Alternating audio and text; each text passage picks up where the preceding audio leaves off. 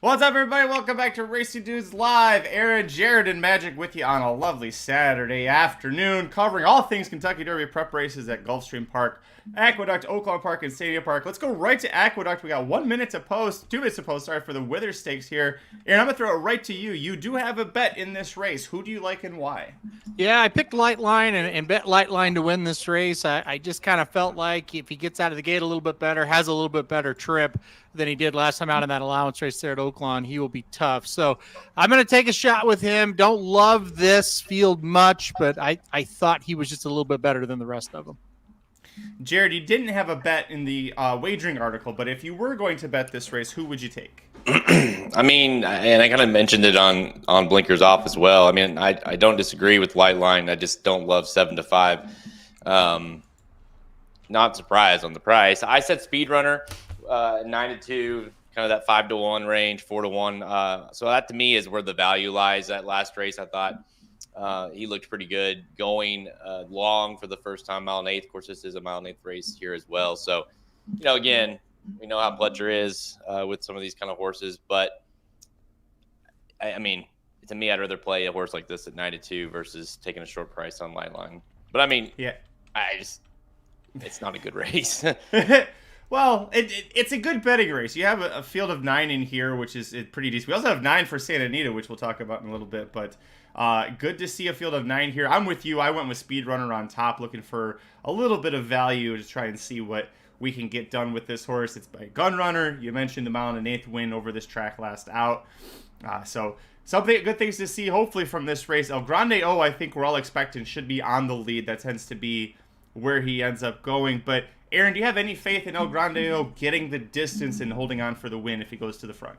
Yeah, just depends on the trip. If he's way out there by himself, maybe he can hold on. But you kind of saw him last time going a mile in the Jerome. He was out by himself and he got ran down. I mean, he was clear of everybody for second, but what was really behind him, and what was really in that race? To me, it's like it's the same race, but sub Lightline instead of drum roll please. This time for Cox's drum roll please got hurt. So I don't think he's a bad play, but I do question how far the 4 really wants to go. Yeah, it kind of feels a little bit like Arctic Arrogance that last year was for Linda Rice would show up. It seemed like he's got a chance, and then okay, well, he doesn't have a chance. Head into the final gate. If you're watching us live, we'd love to hear from you in the chat. This is an interactive show, so if you have any bets or ideas or questions for us, let us know who you want to play. Shoddy's got Seminole Chief here. Seminole Chief rerouted here from the Holy Bull Stakes because Jack Sisterson saw Fierceness and went, nope, not facing him today. So he's up here. And then you have Mission Beach, a former Bob Baffert trainee, now with Brittany Russell. Going to try and stretch out here. Son of Curlin, so should like the distance, should like the muddy track conditions. We'll see what happens. They're all in the gate. Good luck if you got bets on it.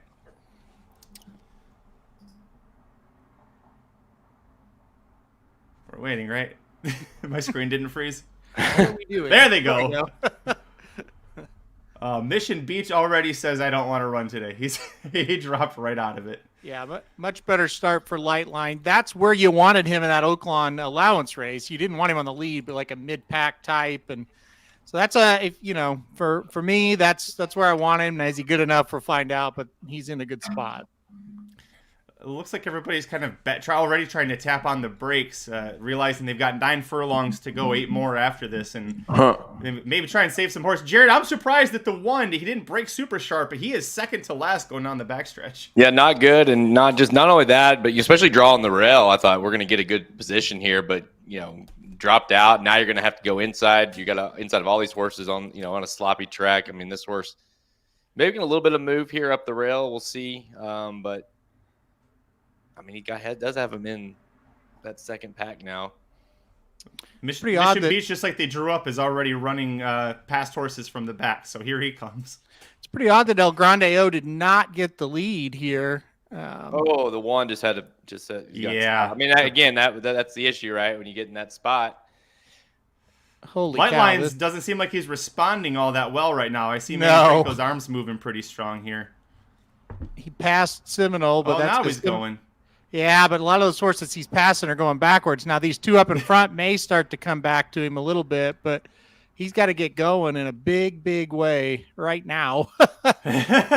El Grande O is he's taking off now. Does he have 9 furlongs in him? He's got the lead. If he could do 9 furlongs, he's going to win it, but he's getting real leg weary here. Boy, this is a bad race. Boy. Uncle Head. This is a really bad race. Oh, my goodness. Is he going to catch his 4? Oh, he did! He caught him. Got him. You talk about the 8, Uncle Heavy, right at the wire. Seems like he caught El Grande O. 153, and we'll round up. We'll call it 153 and 4, the final time there. I know it's a muddy track, and it's Aqueduct in the winner, but oof. Well, I'll say this. That's why you don't take Light Line at even money. But having said that, who do you take? Because that was a field of just he had every opportunity, and I'll tell you what, El Grando had. I mean, if there is a definition of him saying, "I do not want to go this far," that was it, because he had it all his own way. Could not have. I mean, looked home and just couldn't get the job done. I hardly. I mean, if Light Line was half the horse I thought he was, he would have been an absolute gift at even money. He just is awful. All those horses are awful. I really thought, as much as they were stopping, Light Line was still going to get there, but he wasn't. No. He had nothing either. I mean, I know even mid stretch, I was like, I thought he's going to win. He'll actually get there just because these horses are awful. I was sitting there thinking he's going to win by a couple, but he couldn't accelerate either. I think Drumroll Please would have won that by 100. That was really a bad race. Well, the Withers lives up to its billing, I guess. So. Yeah, there they go. They officially posted they have the order of unofficial finish right now. Uncle Heavy did get the bob over El Grande O in second, and Light Line in third. Uncle Heavy, now a 2-time stakes winner. He did beat Pennsylvania-bred 2-year-olds in his previous start at Parks, but this was his first time outside of the state of Pennsylvania.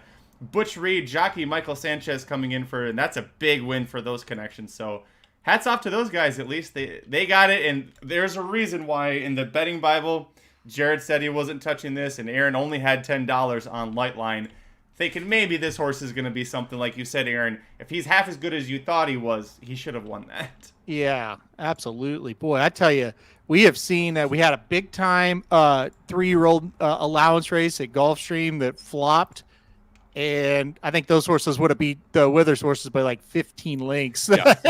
And I thought that was a bad race. So we've had 2 big 3-year-old races, and they have not been good. So the door is wide open for the next 3 we'll talk about during the show.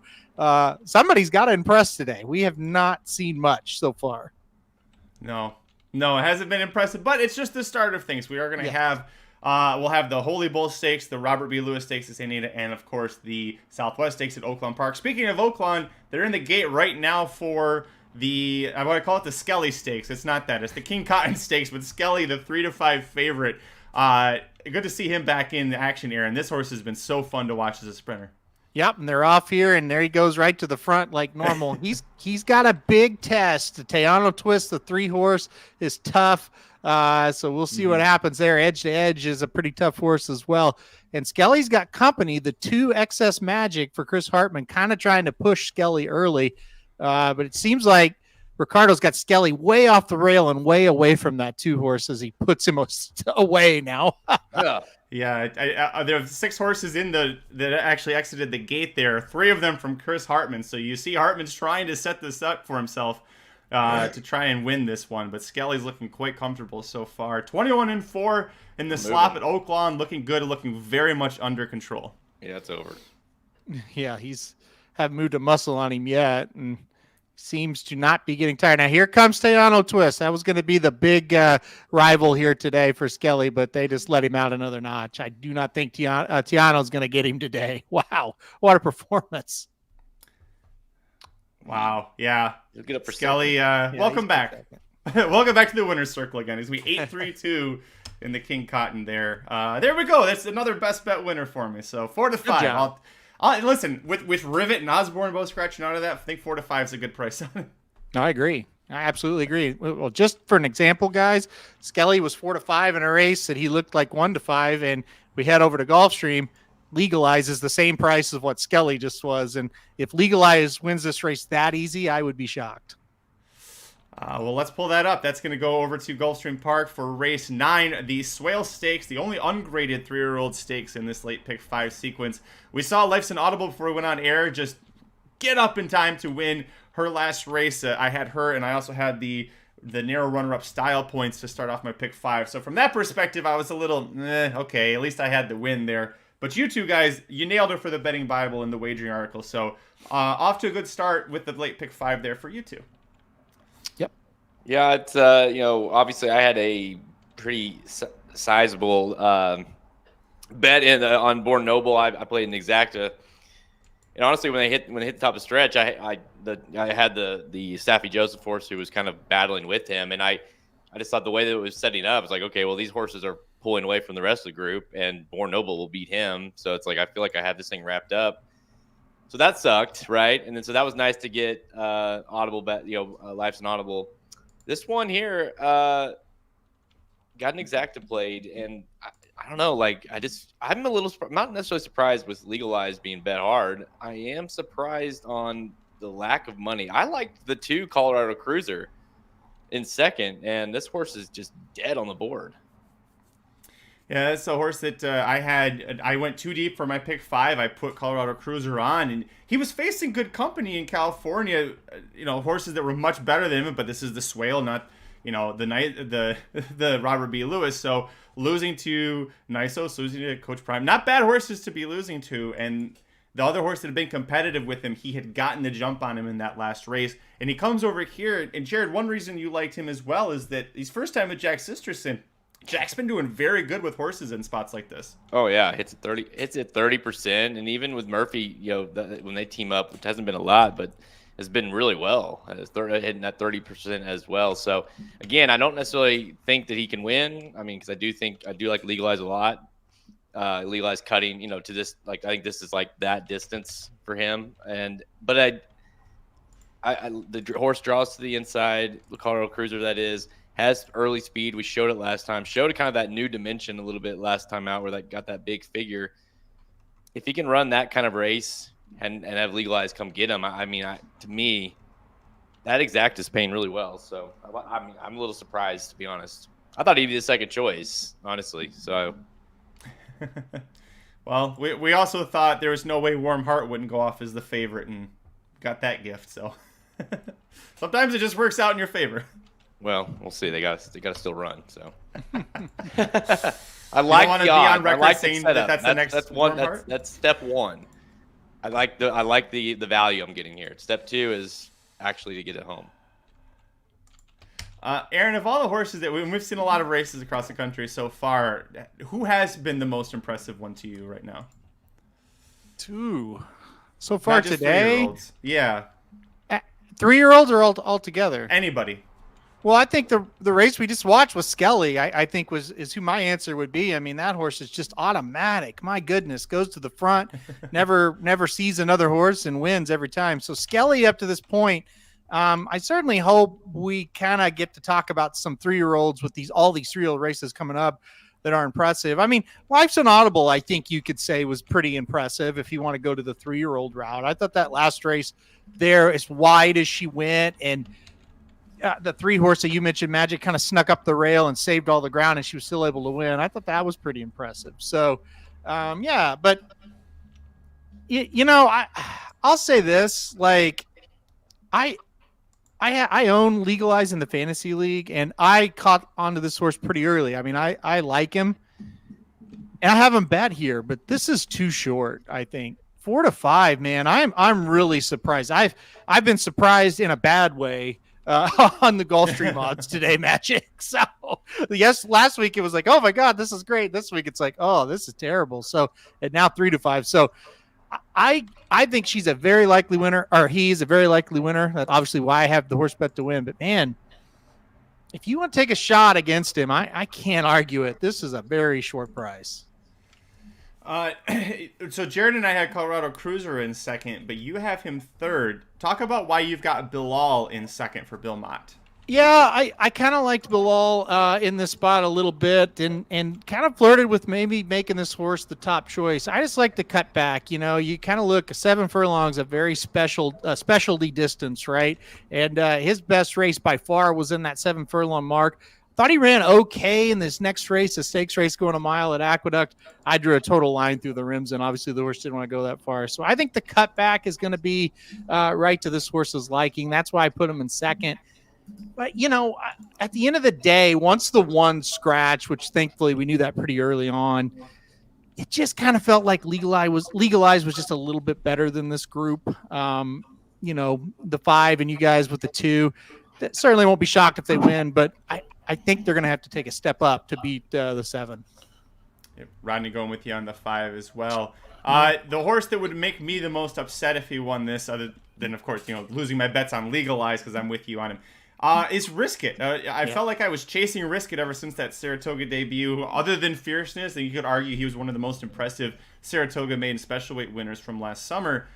And then he just hasn't looked quite the same as that. So maybe cutting back to 7 furlongs is going to be what does it. I know Mike Somich really liked this horse as well.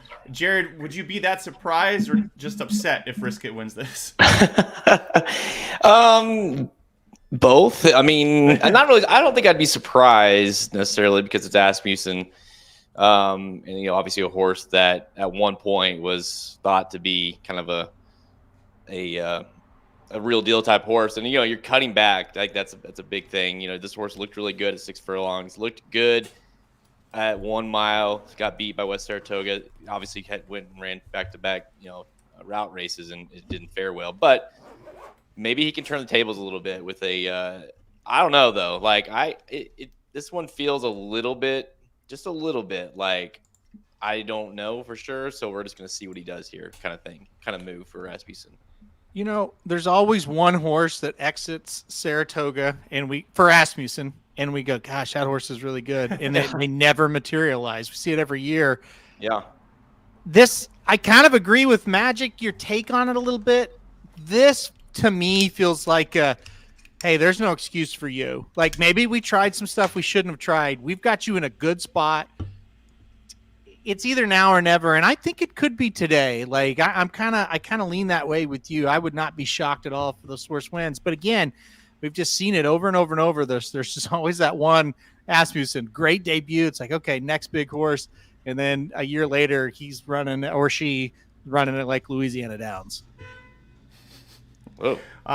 They're circling. I know the neighbors are honking it out there. Pick 4 pool. They're trying to get this up. It's over $250,000 now. But a nice comment here from Rob White. 4 preps today. Pop a top or give yourself a pour. Let's enjoy these days. Cash a few while we're at it. So I'll pop a top. Let's get going. I like it. Hey, attaboy. I like that. Good job, Magic. I went and bought. I went to Costco because we got time to kill. Went to Costco on Tuesday and got the big pack of hard seltzers and. That was Tuesday. I'm gonna be gone, like completely through that by the time this card is done. And that's not like binge drinking today. I've just been binge drinking since Tuesday. Apparently. Couple questions because I'm a fellow Costco member as well, and it's the most amazing place. But how many were in that sucker? Is it like a 50 pack? No, 24, I think. Yeah. Okay. Yeah. Dude, we buy. I buy. I'm out now, or else I'd show you guys. I buy my whiskey there, and it's Woodford. Like it's good stuff. But it's the bottle is. Have you seen the bottles there? It's monster. I'm afraid to carry them because they're so heavy. Like one little slip, it's gonna shatter everywhere. I had to get a what do you call it, like the decanter or whatever, like a separate thing just to put it in, because I'm like, I can't just have this sitting out. I can't even pour it. It's too big. 3-5 back down on Legalize. We got 3 more horses to go in the gate. Ben Tornado was the morning line favorite. It is a huge reason why Legalize is now 3-5, because he was the 9-5 favorite. He scratched out of this to go to the Saudi Derby. So that's gonna be a 1-turn race for him. So the Saudi Derby is not a race I've cared about before. Started to be a little interested this year. Some interesting prospects headed that way. Risk It a little antsy in the gate. Legalize looks nice and calm. Last one is the 9, Frankie's Empire. Good luck if you're betting. They're off. Good break for everybody. Yeah, Legalize is right where you want him to be, too. Nice and forwardly placed. He's not a need the lead type, and he's going to let a couple go. It's probably a smart move here. Yep. Size is a really good rider for that horse, because I think he puts a little more speed into him than that horse would do on its own, but then just sits him right where he needs to sit. So good spot. I mean, everybody is, though. If you like anybody, they're in the spots. I mean, this is a great look at this. Look how packed they are here. Wow. Yeah. Take your pick. Yeah. I have it on mute, but I can already hear Pete Aiello. Who do you like here? Well, R2 is not running well, Magic, so that's a bummer, because or he's waiting for them all to just collapse, and he's gonna come up for second. Yeah. This is a mess right now. Who's going to come out of the pack here? Saez is he's going to work on the 7 Legalized, and he's not kicking away. The 5 on the inside, Bilal's giving him some trouble, and the 7 is no good here, guys, either. Holy, this is going to be yikes. Oh wow. Frankie's Empire, who was 30-something to 1 not that long ago, and went 14 to 1, 14 to 1 running away. Holy money came in on him. 14 to 1 running away. Wow. 9, All 3, by 5, the 3 6. also at 13 to 1. Legalized last. Yeah. Even our 2 pest. Yeah, Legalized backed out of there hard. That was a rough running of that race. Those were horses. I mean, that was not good either. I mean, the 9 looked good, 14 but seconds. Can we? These are not good races. Ooh. I want to hype you guys up, but man, gosh, I mean, what do you? I've not seen a race to get. I mean, not as far on air. I mean, that's bad. Oh man, Rodney had the 9 in second and third, but he didn't have. He just didn't have it to win. I bet clearly none of us thought he was going to win. He was 30-something to 1 as they were loading, and then went off at 22 to 1 in 14. Somebody saw something they liked on that horse. Clearly, somebody knew something. Man, I tell you, and like Rodney said, he thought the 5 was pulling. I thought the 5 was in a really good situation. Like watching it live, I thought, well, the 7's not doing shit, but the 5 looks good. Nope. The 6, holy shit, the 6 did nothing in this race at all. I mean, the 2 backed out in the turn and then was running in the middle of the track. Yeah, the 2 didn't even show up to the race. He thought he was in California still, I think. Well, Magic made a comment that I kind of was agreeing with. He goes, maybe he's just going to loop them all because they were all in a group just kind of running in place. But no, he didn't pick up his speed at all. Yeah, that. I tell you, there's been some bad performances. That was pretty bad. Let's see, 22 and 45. I mean, they were going pretty quick, but the 9 was up there on the pace. So yeah, that was weird. So the 9 was tracking the 7, and then they both kind of moved together for a second, and then the 9 just dusted everybody. The 9 kept moving, and the 7 said no, thank you. Well, yeah, risk it. Let's just to kind of like hammer this home. So the 9, it was 30-1 on the morning line. Okay, so that's for starters. Was getting the first start with Yates here. And this horse had won last time out at Parks, but previously it just gotten annihilated at Delaware. I mean, this is a horse that was not very good. And then the 3 who got up for second, last beaten 30 links in the Rimson. Yeah. Last beaten 30 links. That was a mile and eighth. Okay, so they cut the horse back, so that was a difference, I guess. But still, 60 buyer in that race. This horse was running 60 buyers in those previous races, the 3. Just plain and simple, not good. No. And the 3 broke the maiden at Saratoga, but it was one of those restricted auction races where the horse couldn't have sold or RNA'd for over $50,000. So, yeah, you won at Saratoga, but you beat horses at Saratoga that nobody really thought was, highly of coming into it. Wow. This has not been, and I hate to say this because Jared and I both have a fantasy horse running in 2 more races at Gulfstream on the turf, which is great, but it's not been a good day for fantasy league horses so far. Like, Legalized ran horribly. Born Noble coughed up the lead for whatever reason happened there. It's Merit. Somebody's got White Line. That didn't end up well in the Withers. I mean, I guess what can save us is 2 powerful performances from Fierceness and Nisos, I guess. I don't know. I mean, Coach Prime scratched out of that race. That's another one I lost in the. Oh, that's right, he did. That's a bummer. Yeah, but hopefully my turf horse can do well today. So that's good. Yeah, it's been pretty gross for 3-year-old racing today. There's no doubt about it. Why does anybody know why he scratched Coach Prime? I mean, I don't know. Just curious. I hadn't heard. Because, dude, I was like literally, Halterman, when you text me that, I was literally reading a press release from, I think it was from yesterday, from Santa Anita press release that was Bob Baffert with quotes talking about Coach Prime, about how like he's kind of a head case. We're trying to figure him out. Like we're trying to teach him how to run, sort of thing. And I was like, well, that's great. And then like 10 minutes later, he scratched. I'm like, well, okay, that's great. So, yeah. According to Horse Racing Nation, Bob Baffert said he's waiting for a different spot to be determined for Coach Prime. So possibly Nisos is just going to absolutely freak. Yeah. Well, but it's also interesting too, Magic, because like there's a whole other I get that's a whole other thing, because if this is he can't win Derby points, right? These horses can't get Derby points. So it's like, did you not know going before that Nisos would win, right? Or that you thought Nisos was like the better horse, right? And so it's like, if Derby points are on the line, then from a Bob Baffert perspective, I totally understand. Like, well, I can win this race and I can go win this race, So I might as well do that. But in this case, it's kind of like, well, I mean, shit, you might as well run 1-2. I don't know. So I just thought it was kind of weird because the circumstances are different this year, given that he can't earn points. Well, the last couple of years, but you know what I'm saying? Yeah, I'm trying to think. So I assume Muth is going to be going to the Rebel.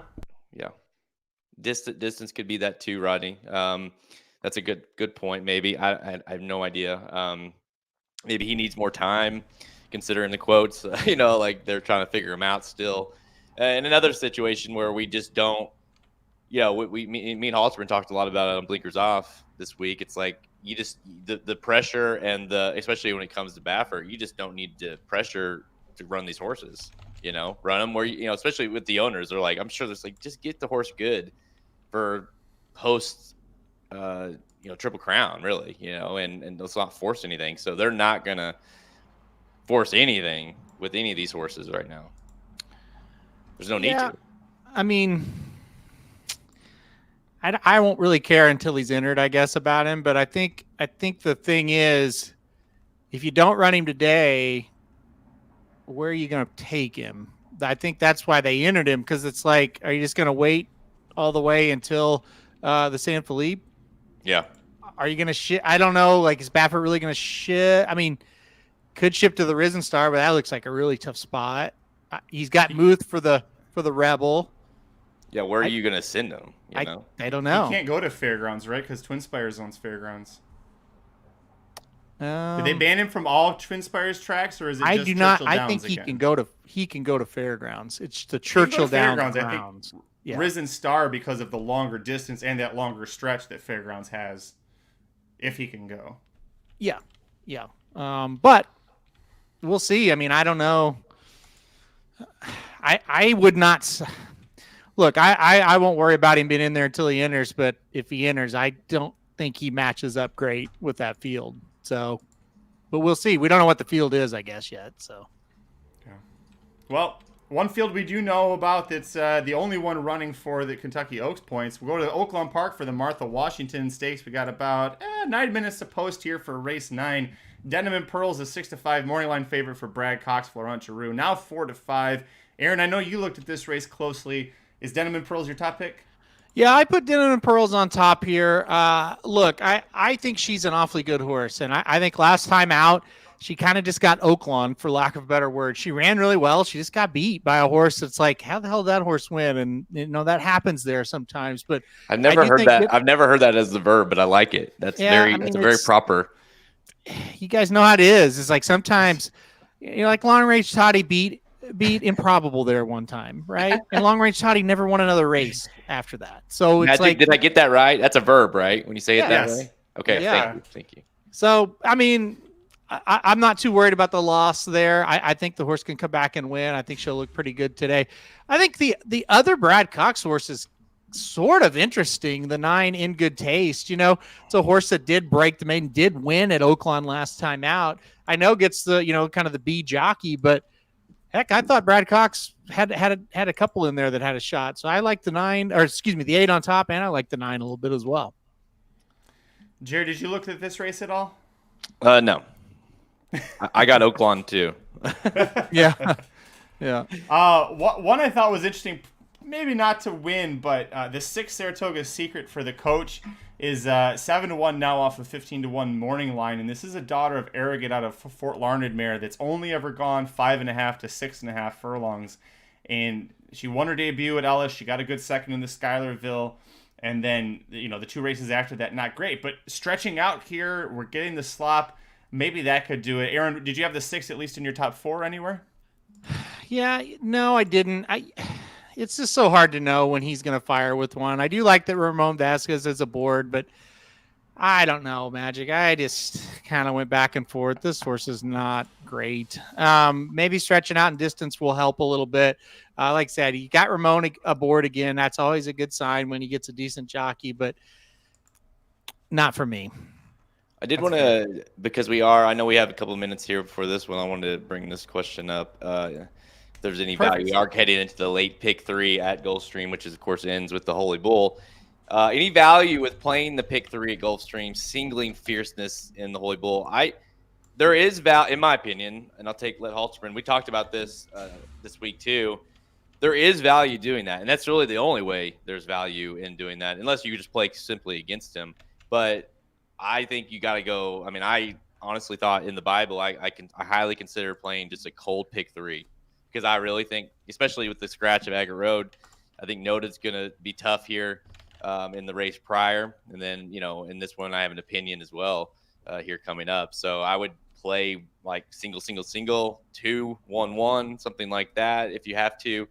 But Halsman, I'll let you you mentioned, if people listen to Blinkers Off, it was a really good part of the show where Halsman was just like laid it out. It said you either play Fierceness and a single and you move on, or you just simply don't use them, because you can't do both. Yeah, no. If you're going to play a pick 3 and you're going to use him in your other 2 legs, use one horse. And if you just can't decide between a couple of horses, maybe play 2 horses in one leg and then single. But what do you think? Let's just say, like, if it's Noted and Fierceness and whoever you like here, but assuming it's someone that's not not the last horse, is it like a $20 pick 3, 25? I don't. It really depends on who you like here. I think $10 for $1 on the low end, probably 20 on the high end. So you can do the math. if you're a guy or a gal that likes to play, like, let's say 12 combinations in the pick 3 and play at $1 and play 12 combinations that cost you $12, take all the $12 and play 3 singles if you're going to do the Fierceness pick 3. Right.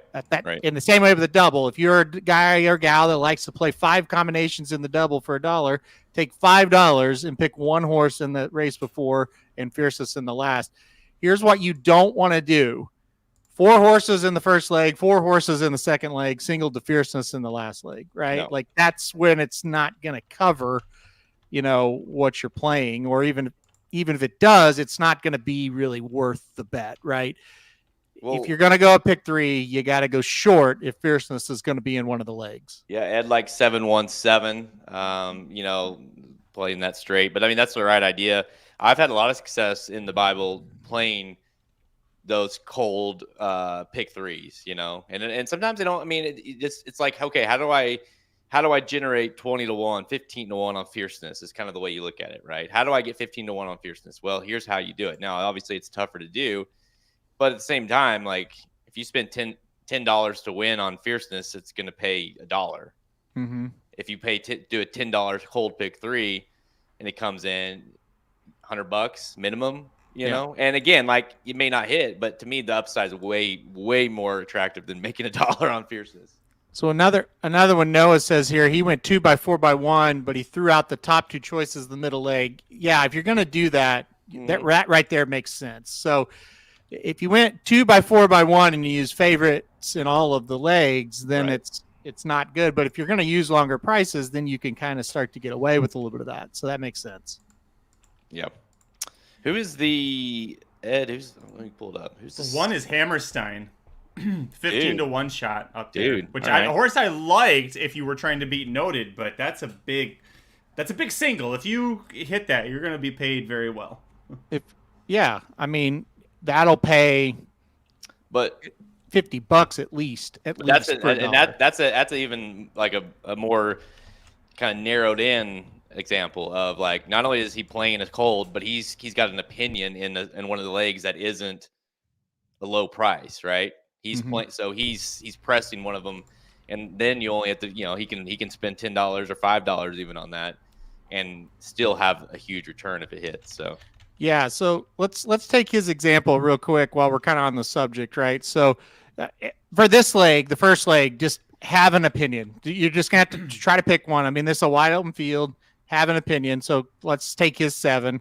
I mean, that's not really mine, but still, I think that's possible for sure.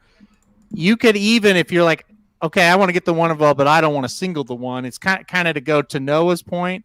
With the way Ed's got this set up, he could do like 1, 2, and 3. Like, he could play 3 horses in that second leg at 15, 10, and 8-1. Yeah.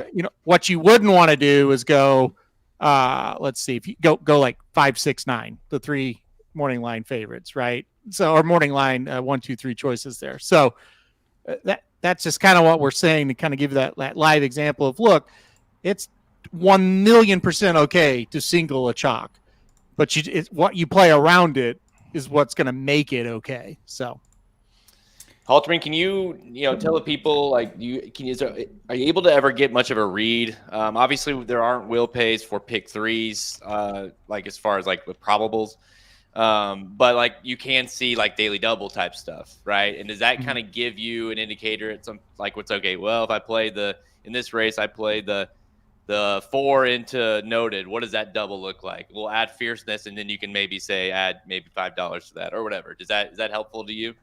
Yeah, I don't know if it's like an exact, like, hey, and then you can add X, but I know what you're trying to say, and yeah, it is helpful. I mean, you're going to get a good idea of it. At the worst, you're going to get a good idea of, okay, here's who's going to be the favorite in that pick 3. Here's who's going to be the second choice in that pick 3, so on and so forth.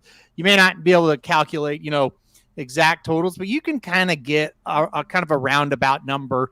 And that's kind of what you don't really need an exact number. You just need to be able to kind of halfway do the math of, okay, I think there's a probability it's going to pay X, so I can put Y into it, right? So, I mean, that's kind of how you need to look at it. And I just think that's kind of the key to it, is just making sure you're kind of looking at it, go, look, I am definitely feeling like this is going to pay X amount. Now, how much can I put into it to get that X amount back? The 7-1 double, which I'd say he's got pretty good. It's been falling. When he first posted it, it was 45 to 1. It's now, I think, 33, 35 to 1. So the 7-1 double is getting a little popular as Ed. Maybe it's just Ed telling everybody that's what he's playing and everybody's trailing him. We got 0 minutes to post here for the Martha Washington Stakes at Oaklawn Park. Kentucky Oaks prep race here. And again, a nice field of 9 in here. The big heavy favorite is the 8 Denim and Pearls. That's who Aaron and I have on top. I also know that that's who Dr. Miranda picked to win. And that's saying something because she absolutely hates to play Brad Cox favorites in a race. And that's how much she dislikes the rest of the field in here. So 8 for all of us. If you're watching, let us know who you think is going to win the Martha Washington in this spot. Boy, they're still circling over here, too. I wish they would just hurry up and get in the gate. The Southwest is scheduled to go off 3 minutes before the Holy Bull. And race 1 at Oaklawn got delayed a few minutes because of an Arkansas bred doing Arkansas bred things in the gate. So just move it along. Come on. We've got stuff to do today. Yeah, Oaklawn's been crazy today. It's either been chalk, like heavy favorite, makes total logical sense, or crazy, illogical. I have no idea how that horse won type of stuff today. So, like Frankie's Empire. Yeah, exactly. Exactly right. So it's been strange, but, that's kind of how it is at Oaklawn, day in and day out. You got to get those situations. So, yeah, I think they're finally actually walking towards the gate now, so that's good. Any insider information from the Von Hemel family on the 3 Divine Gal for Donnie K? Nope, don't know a thing. That That usually means it's no good. But well, apparently whatever Kelby's got this year, if his horses are working, because all his horses they drafted in the fantasy league are running. Yeah, he had some insight on one of those Asmussen runners that really, really helped. And so, yeah, I mean, they're looking very good. They're looking the direct opposite of myself. I am staring last right in the face right now. These horses I have are a huge pile of dog shit, like tremendously horrible. Well, I have good news for you. Misery loves company. I think I'm right there next to you, and Vinny's holding down the fort as well. So I got a good chuckle in this week's or this last week's rankings because like my team has done nothing but really go backwards, frankly, and I somehow moved. I don't even know where I moved, but like top 6 or 7, and it's because all you guys keep going the other direction. Oh. I told Aaron, I was like, we're in 6th points wise. Can we just call the wire now? Like, this is as good as it's gonna get for me. Yeah, I mean, that's why I went in for a speakeasy and just a touch this week, because it's like I'm not usually like real aggressive with the claims because you don't really want to go backwards in this league, but I literally look at my team and go, well, I don't have anybody, so I'm gonna have to claim 5 new members most likely after Winstock sucks a dick here in a minute. So speaking of they're off to the Martha Washington. Wow. There they go. And oh boy, the 7 and 5 said the 6 needs to just not race today. Apparently that wasn't very nice, but a good break for the 8, your favorite Denim and Pearls. You got 1 and 4 going to go to the lead here, and the Denim and Pearls going to sit just off. It's very sloppy, that track there. There's a lot. You can just see the spray of the kickback that these horses are getting. Fierceness should be happy that he's not at Oaklawn because we know that he didn't really like it when it was super sloppy for the Champagne. 23-3, the opener there. Denim and Pearls there, and she looks very comfortable there. And we got even money on her. She goes off at even money. Yeah, that's very interesting. The horse moved up. That was kind of surprising, to say the least, because she was 3-5. And the other Cox horse went down to 3-1, the 9 horse. Isn't that funny? Huh. Well, we'll see. I mean, I guess they were seeing what I was kind of seeing with that horse, but I'd rather be where the 8 is right now. 9's starting to move up a little bit, though. So 8 is sitting the winning trip, no doubt about it. It's going to start moving alongside, advance up to about 2nd. That must be Kelby riding. Anybody else is moving. Far back as it is. Yeah, they named Kelby the rider for late chain. This is going to be a pretty good performance by the looks of it. One's kind of try to hang on. Here comes the 8. And she's just kind of hanging again. Oh, she got a little goofy there in the stretch. Yeah, she's not great. She's begging somebody to come boy. get her. This two's She's going to come begging get her. this two to come get her. Yeah, Yep, band two's of got gold. her. Kenny Here comes McPeak at McPeak. 24-1. The McPeak special right there. Wow. Rob called it. Well, I think at the end of the day, we saw it, right? I mean, she ran in the corner. She did perfect things. She did everything like a good horse should do, except when they called on her, she stalled. And at the top of the stretch, she's 1-9 to win this thing. And this McPeak horse is running like shit. And then all of a sudden they all stop, and here comes McPeak. So, yeah, that wasn't a case of the two surging. It was more the two just kept running and everybody else quit. Yeah. 25, 26-second splits. No. They're There's just no wet paint in that race. they're just about to the gate here at Gulfstream. I lost track. Well, let's head back over there to Gulfstream Park then. This will be guaranteed to be a better race no matter what the result is, I think, from Gulfstream Park. Race number 10. This is the Forward Gal Stakes, and I've got the wrong race up on there, don't I? I was like, those aren't turf horses. There we go. This is an interesting race. Jared likes our Harper Rose, pretty good price. I like Scalable, pretty good price. I think everybody's kind of confused who to take here. Wow, the price has come down on the 7. I thought that for sure I'd get about 4-1 on her, and she's 2-1, 5-2. Yeah, I mean, you got a situation here where you've got the 7, who's the horses look really good, but can the horse run on the dirt the same way? And then you've got our Harper Rose, who looked unbeatable at this distance and then stretched out.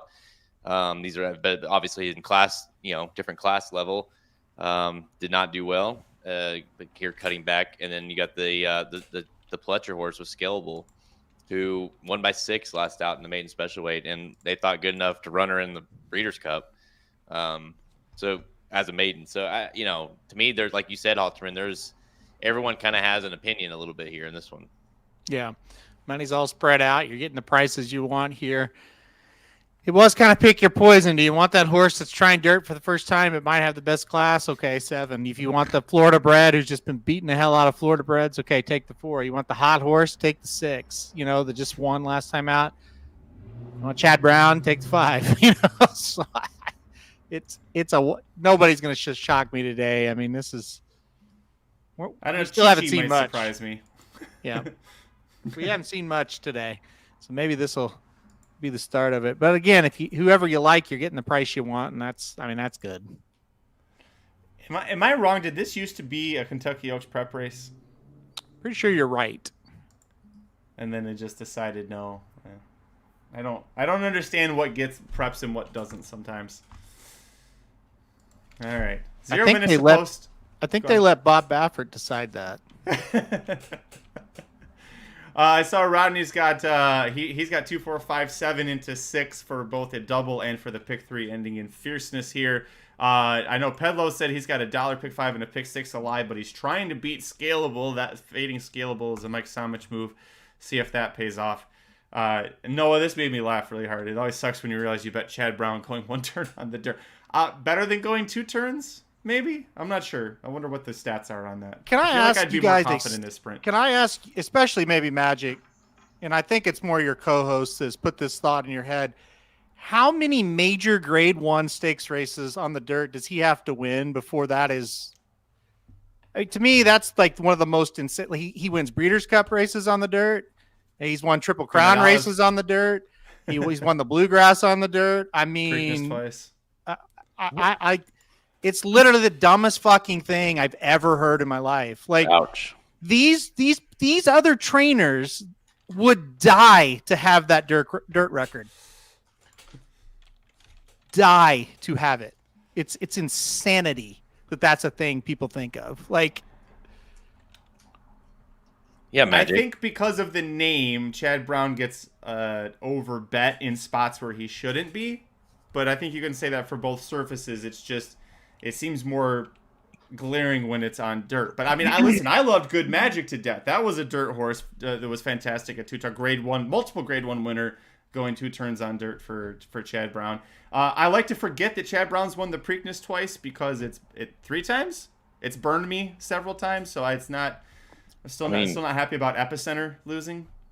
So, Chad Brown would have been running for the Triple Crown that year if it wasn't for Justify. Yeah, you and your damn cheating Jimson weed juiced up. Chad Brown. Rat battle winning mother effer. Chad Brown, just with good magic, won 3 races that 90% of the trainers in this country, they'll never win one of them. And just with good magic, he won 3 of them. My trainer, Kelly Von Hemel, would die to win one of those 3 races on the dirt that Chad Brown won with 1 horse. So it's insanity. That take is borderline insanity. Like, put you in a straitjacket. It's nuts. Well, tell us how you really feel. Yeah, I'll say, yeah. Don't mince words. All right, they're in the gate here. 2-1 on a couple options here. Can the shitty dirt trainer get the job done here? Jack Christopher, there's another one. See, people can bring up horses I've forgotten, you know? 4's gonna go, but the Jack 2 says, I don't think so. So this is originally why in my pick 5 that's now bust because of the last race. I was trying to beat our Harper Rose because I was worried about the 2 with a good jockey and Tyler Gaffalione doing this. It's not letting her have her own way up front. So, yeah, 22 and change there for 7. I mean, that's 7's looking good so far. Scalable's a lot closer than she's been in past races against good horses, so you gotta like to see that. I mean, the 4 is 1 off the lead. It doesn't really look like Saez is like. Tyler's peeking back on the 2. But we'll see if this softens up either one of those horses for the one of these whether it be the 7 or the 6 here. Looks like the 6 is looming up. The 4 looks pretty good. 7's out. Good enough. Yeah, the 4. I would take the 4 at the top of the stretch here. 6 is struggling. You're talking about a confident ride, Halterman. That's 4's gone ride the whole way around. Let's see if she can finish the job, though. Come on, girl, finish it. Yeah, I think she's going to. Not extremely strong. Yeah, she's got it. Okay, she's got it. Good job, Jared. That's a good pick right there. There we go. Yep, good job. Good pick. 20 to win in the Bible. There we go. There you go. That's a good one. 14. Oof. Another slow race. She went 25 from the half to the 3/4, and then about 7 there for that final. But hey, she won. You cashed the bet. That's really the most important part here. You certainly, and you heard it in kind of my voice when she turned for home. It's like we're going to see a really, really nice, and it was kind of like, yeah, she's running in place a little bit, but it didn't matter. She got to the wire. That's all that matters. Yeah. I kind of would have expected the 6 to be a little bit. I mean, she gave it a run there, but still, she kind of flattened out, considering how the pace was with those 2 kind of softening them up. But the 2 hung in there for second as well. So none of those horses really made any kind of move. It kind of looked for a second they were going to in the turn, and then they all just kind of flattened out. Yeah, I thought the 6 definitely was ranging up, but then the whip came out pretty fast. It's like, oh, that horse is done. Yeah. All right.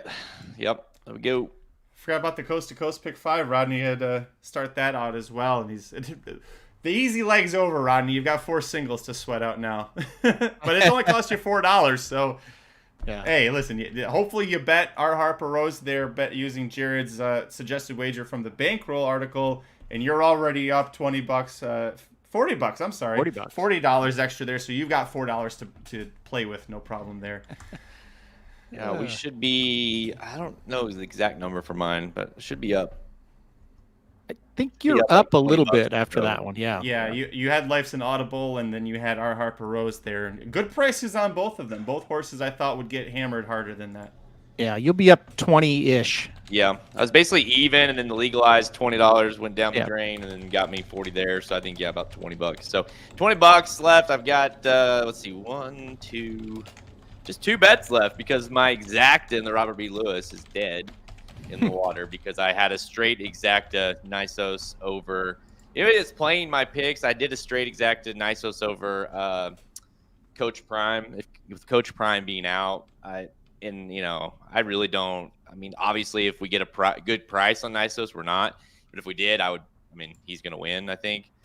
But I'm not. I contemplated playing a different horse underneath, but I just don't have a strong opinion past that. So just don't play that race.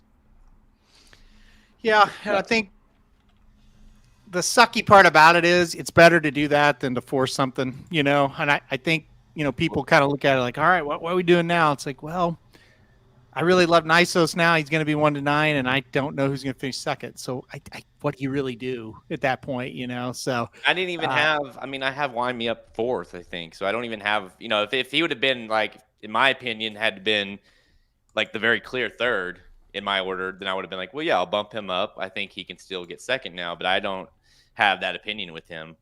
So, if you do, then, we'll see what they pay. But, that's the other part too, with Coach Prime being in there as well, like at least makes that exact to help a little bit when you have two other Baffers in the race. But now you only have the one, you got to feel like that's going to be bet pretty hard. Mm-hmm. I agree with that. Yeah, well, listen. Hopefully, we see some good performances out of those races. That would be fun to see at least. Our Harper Rose pays $640, so that's a $44 profit for you there, Jared. Nice. Even better. See, Rodney, there's your $4. It's still a $40 profit. Yep. Quick math. I believe you're up $22 now. All right.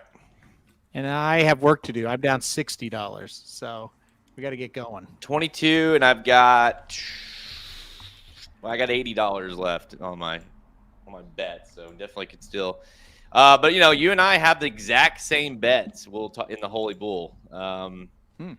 So we'll see how that goes, right? So it's probably going to just come down to that.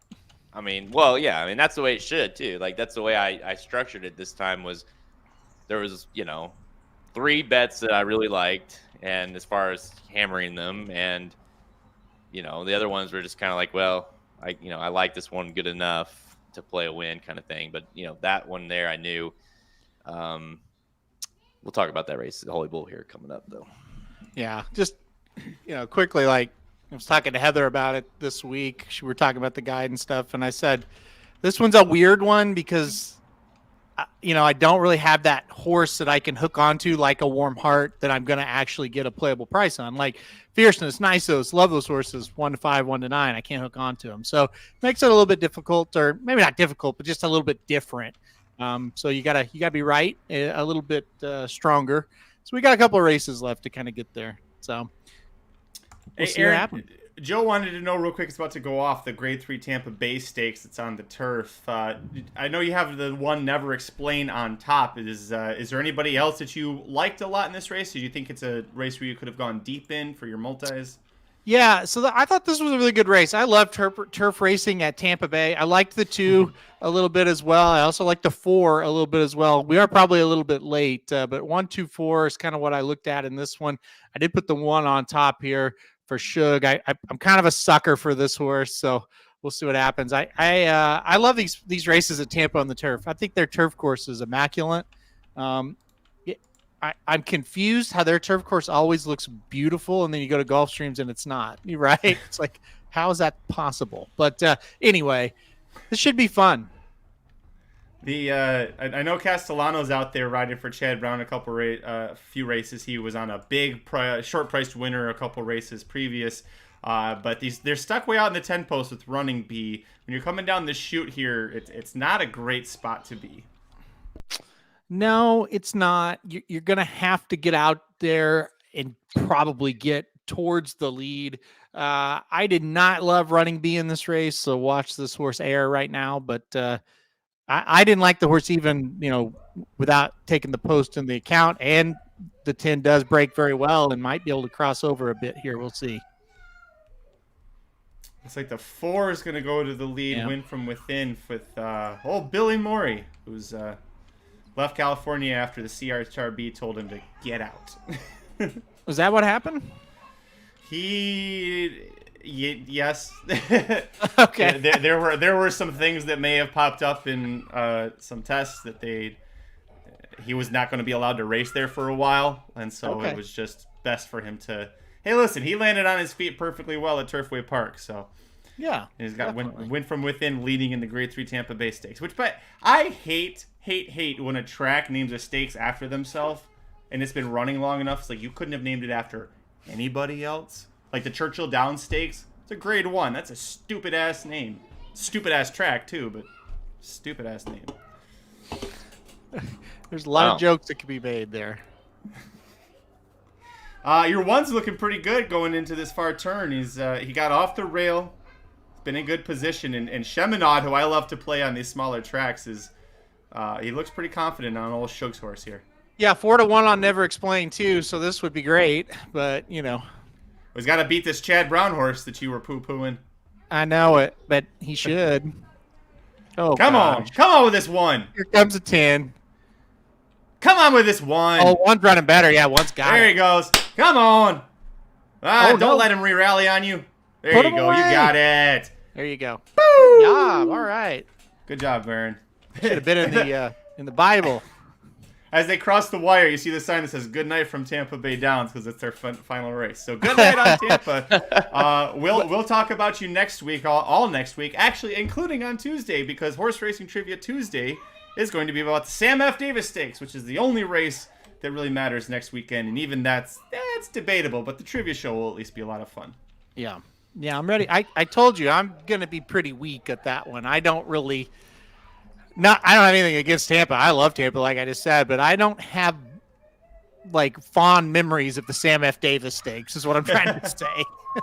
Well, the surprise contestant also that you don't know about yet. They are also equally saying, I don't know how this is going to go. I don't think it'll be very well, but I'm going to have fun. And really, that's what matters. Oh, D'Amato and Pratt get let's see. Bella Bell digging in. Looks like digging in. Not going to let him by, I don't think. Yep. Got it. Winner. Good race. What's going on now? Let's see. Gulfstream. First World War opens at 4-5 here at Gulfstream. Wow. Well, I guess didn't open, but it is 4-5 right now. So, damn. Surprising. I thought if I put 2,000 on my fantasy horse to win, it wasn't going to affect the odds that much, but I guess I was wrong. But you said it. Fantasy horses have been poo-poo so far. Lightline did earn 5 points somehow for getting third in the Withers. But other than that, who has Lightline? What's that? John and Ryan. That's the 5 points they expected to get today, too, I'm sure. Not from poor Noble winning. I was going to say, you want to read a team that's in a lot of trouble? Nash, Tuscan Sky, Lightline, Victory Avenue, Born Noble. Ooh, boy. Drum roll, please. You look at their, not just their draft, but the claims since the draft, it has not been good. No. But one thing about that team, John will keep firing. Yep. He'll fire until and one of them will hit and pass Magic, the Magic. yeah. We'll sit still the entire rest of the way.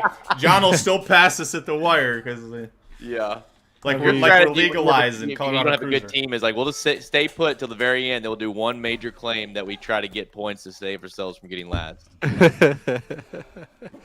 Yeah. I mean, but honestly, I was telling Halterman the other day, I was like, though, like there's zero pressure now because I mean, even in my dream, I'm not gonna I don't have a good enough team to beat the Fierceness team. So it's like, well, you might as well just kind of basically just don't get too worried about whether your horses do well or not because you don't have a chance.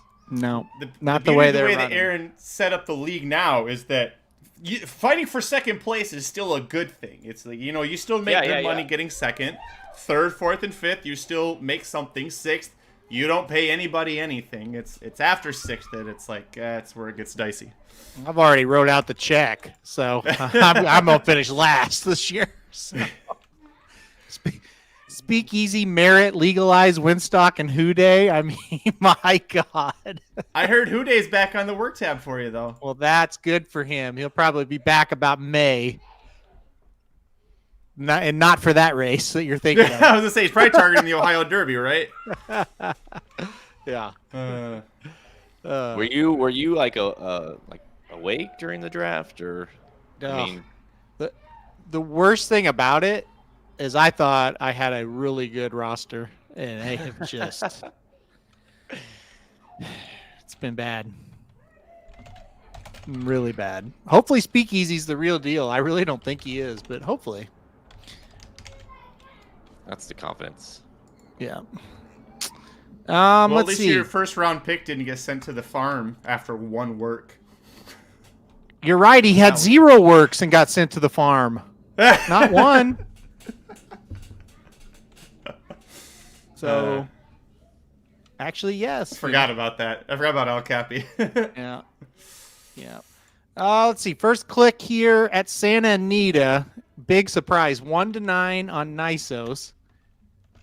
And it says everybody else is 99-1. That can't be possible, but wait till we get the second click and we'll know the true odds here. Click, click. Yeah, it says everybody's 99-1. Okay. Well, that is Santa Anita. Yeah. Tend to have some issues with stuff there. See the pool. We got 5 minutes till the American Beauty at Oaklawn. If you wanted to talk about that, we're done with Tampa. How are we doing with the Kittens Joy?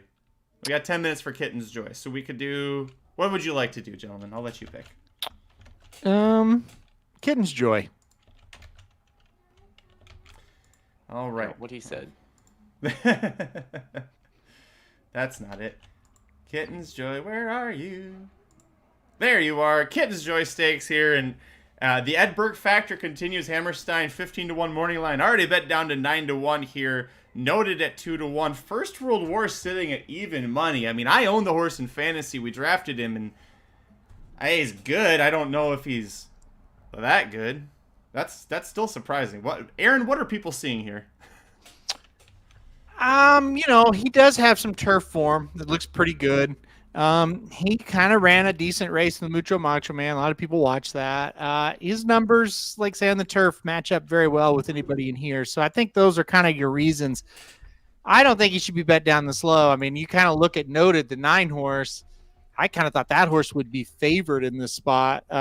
So I'm pretty surprised at who's favored here. But look, I mean, First World War is definitely one of the 2 likely winners, in my opinion, in this race, especially with the 4 scratch. But gosh, yeah, that's very low. And I thought the 3, I'm shocked the 3 is 21-1. I thought he would take money. He's taking nothing. Yeah, this is a horse that upset the Dania Beach Stakes last time out over Agate Road. Went gate to wire and then now transfers Barnes, but picks up Luis Saez. Jared, who's better than Luis Saez on a speed horse on the turf? Like, this is 21-1 is ridiculous here. Yeah, I mean, listen, it's like you can certainly go worse, right? And the speed here, but dude, I've got it. Here's the thing I don't understand. I mean, I guess maybe the odds are they're changing a little bit here, but I mean, First World War is a horse that debuted on the turf. Then they said, you know what, we're not going to after that Bourbon, which by the way, Noted beat him in that Bourbon, beat him pretty well. Came back to run on the dirt, didn't go well. Now we're back. I just don't love now let's try this. That didn't work. Let's try that. And I think I got him second. I like him, but to me with Noted, I don't know. I mean, other than the one. Which even like everyone in the world thought, why is Noted running in the Breeders' Cup Juvenile? That makes 0 sense. They did, but past that, you look at his form. The horse has ran in every. I mean, he's basically the Bourbon. He got second by nose, and on debut he got second. Other than that, the horse has won. Like, he's ran well, and so I don't quite understand in relation to. I kind of thought with Agate Road being out that Noted would be like even money, 6-5. I agree. I thought the odds would be flipped with the 6 and the 9 Nice Magic. I really thought you'd see 6-5 Noted, 9-5 First World War. So it's interesting. It's very interesting to see the betting here in this one. Yeah, look, I'm so confused on the 3. And then by the way, yeah, Ed, the 1 is 6-1. So Ed wasn't the only one that loved that horse. Man, that is a lot of money for that horse. You know, I like Tibbies. I like Tibbies. Titties, I do too. I like very much. Was that? Who said that? Magic. No, the 2 I like a little bit underneath as well. That's a nice price, but finished 4th last time out in the Dana Beach. I think that's a horse that definitely could pick up some pieces. Me 3. Who does it is? It is beer. Oh. Yeah, me too. Who doesn't, right? All right, well, who doesn't? Oh boy. Can we? Do you think Kittens, we could pass a horse called like through the jockey club if we called it like I love Tibbies? No. What if like we Aaron tried that and they said no, but you can have Husker Butch instead.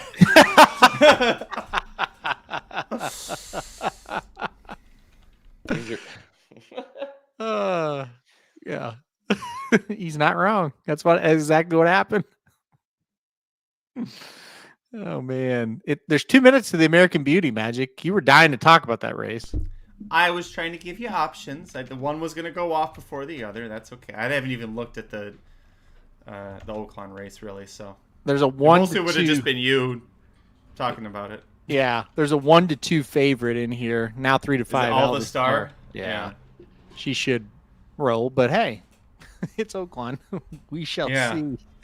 I was gonna say I remember Alva Star. She won the Prioress last year. Did pretty well in the Lexus Raven run. She never finished outside the exacta in 6 starts, but it is Oaklawn. Yeah, she's never been to Oaklawn. By the way, the odds she has.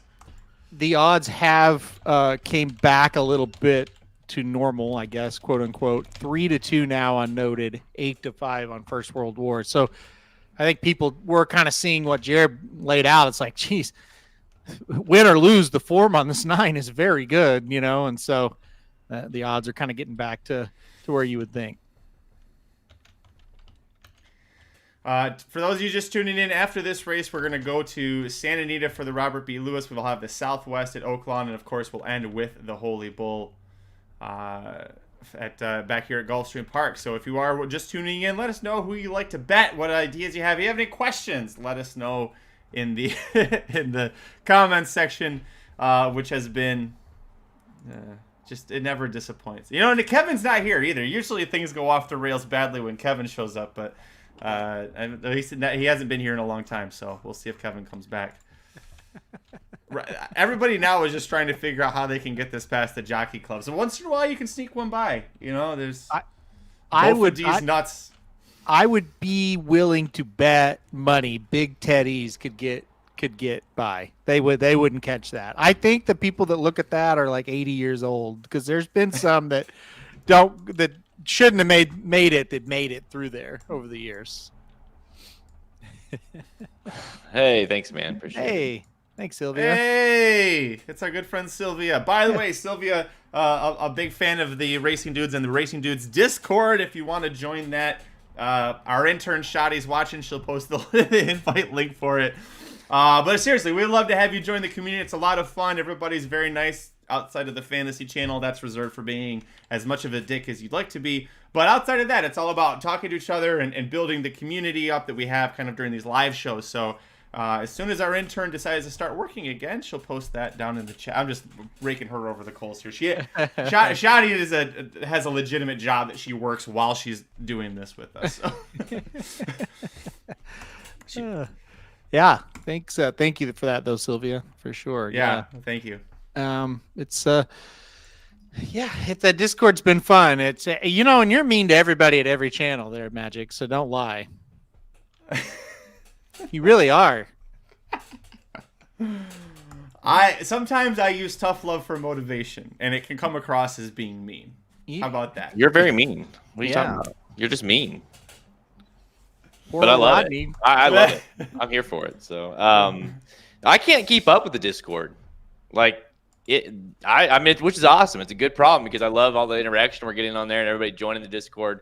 If you haven't, make sure you go to any of our social pages. Just go to the link tree there, the link you see on our bios, and you can join the Discord. It's also on the bottom of our homepage with the link to the Discord. But yeah, it's just a bunch of, weird, like-minded people talking about horse racing, and not just horse racing, everything really. But I'll get on there and I'll be like, wow. Like, I got on there the other night.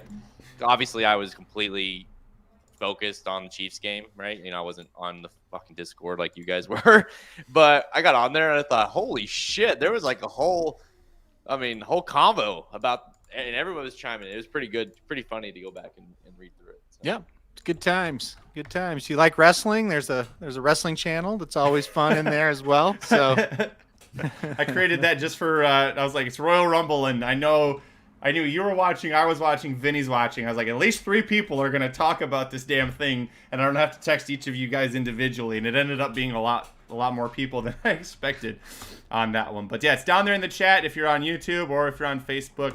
Just click on that and come join us. I'd love to have you. It's a lot of fun. Yeah, wrestling. It's on there. Wrestling was Aaron's first real job in podcasting was wrestling or websiting. Websiting. Did you have a podcast? Yep. Okay. No. Podcast was not a thing back when I was a sophomore in high school, believe it or not, Magic. So they had computers back then? They barely. I managed the site off dial-up internet. I guarantee you that much. But yeah, my mom couldn't make a phone call for hours. All right, they're off the American Beauty, and the 4 does have the lead here.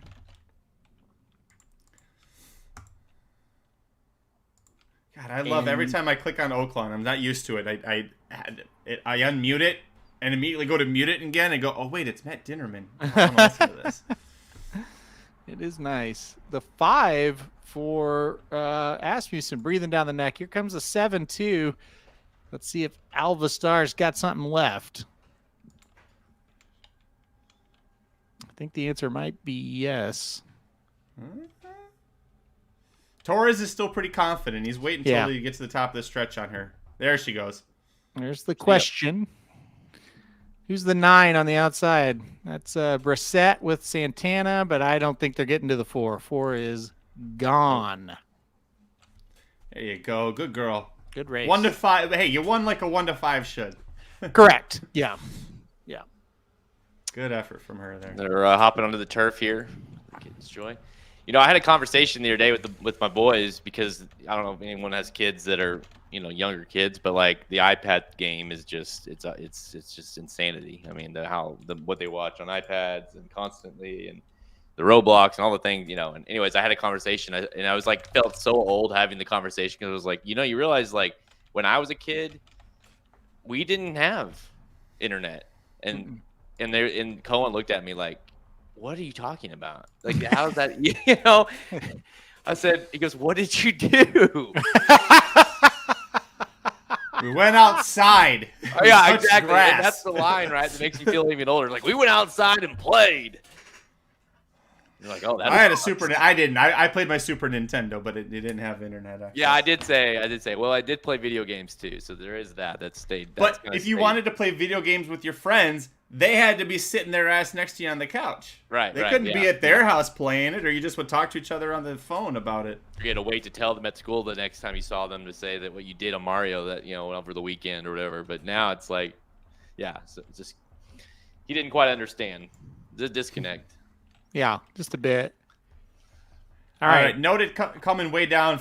Briefly flashed at even is 6 to 5. I think is going to be at least even money here. Maybe a little bit lower there. 2 to 1 on First World War. Hammerstein at 6 to 1 is the third choice, and Takeo, well, it came down, but still 12 to 1 on that horse. Oof. All right, here we go. Ooh, back up. People were not. They're looking at that noted price, and we're not letting him go off. Yeah. Well, this makes sense. This is more what you kind of expected. So. And like Ed said, he's canceling his win bet. Yeah, I mean, you're getting half the price that you were getting when you said you're going to make it. So I get it. Yeah, too low. Yeah, for him. 7 to 2 was what Hammerstein went off as. Wow, now that's crazy. Good job, Ed. Good job. Even if the horse wins, dude. Well, it's what we thought. You've got Takeo sitting there in first. You've got First World War sitting just off. Sias is going to walk the dog as much as they let him, too. I think that horse will be tough to catch. Yeah, I think T-Gaff on First World War said, we need to go after you a little bit here. Yeah, he's First World War's in a really, really, really good spot. It'll be interesting to see if he can accelerate. That was his problem in the Mucho Macho, man. He set a great trip, and I thought he's in good shape. He just didn't kick on, so we'll see if the turf helps him kind of kick on. Noted needs to get going. They're not really running all that fast either. So it's I mean, both the 6 and the 3 here look like if you're Noted at the back of the pack, you're going to need to get going. You need to run right now. You got to get him going. Tyler's trying to get First World War going. There's Noted starting to make his move. Yep. I don't think he's going to, I don't know. He doesn't really have a bunch of move. Here we go. Down the stretch. Go get him, First World War. Come on. Go get him. There you go, buddy. Got him. Now hold off Ed's horse here. Hold off Ed's horse. Give me those 5 points. Give me those 5 points. He's got it. Got it. God, Noted second to last. Noted, what happened? Never even picked up his feet. No. Wow. Man. That was bad. Hey. That's not the first time Mike and I have had the winner of the Kittens Joy in fantasy. I wish that wasn't true, but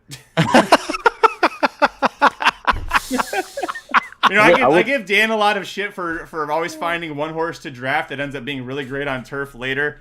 I feel like after this, I got to stop saying. I would never say that out loud again. Well, with that, you did move up to 5th place, Magic. So that's good. Yes. All right. Give me that $10 right now. Boy, I tell you, that was a.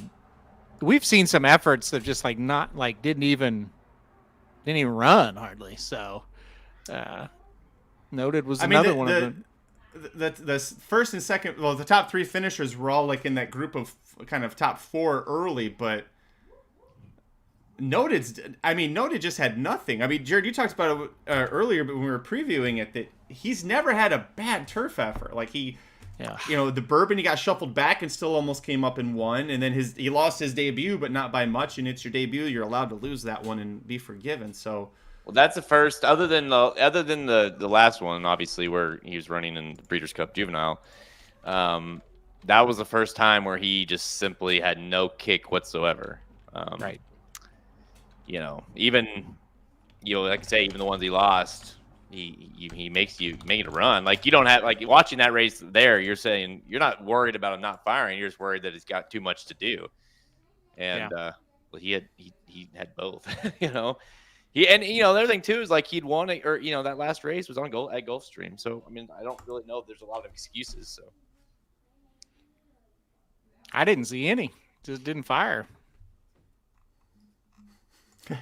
See, it worked in your favor. I mean, Hammerstein did run on well. He definitely outran those 15-1 odds. But this is one of the conversations we have in the Discord recently about finding out what your fair odds are for a horse and betting it.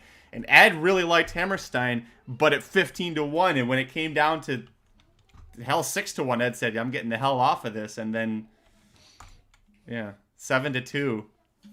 Does that help the case that Repoli will actually put Noted on the dirt next out? He'll be like, you know what? He doesn't like the turf. Let's run him let's run him in like the Florida Derby or something. The Fountain of Youth. I don't know. Bluegrass. That's your bluegrass horse right there. Yeah. Actually, the Gotham is a 1 mile dirt race he did win a mile on dirt before, so. It's an odd. I mean, his claim to fame is he beat Dornick, on the dirt. Who Dornick, obviously, if I didn't draft a filly, would have been drafted by me in the first round. So, So I don't know what the hell that horse is. Let's just put it that way. No. First World War is probably going to stay on. Don't you think? Stay on. I mean, to me, they're probably going to keep that horse on the turf. 100%. Yes. Yeah. 100%. All right. And they should, right? Otello was a nice performance. Yeah. Not a bad horse, Otello, but he should have beaten Otello in the Mucho Macho Man. Yeah. Yeah, for sure.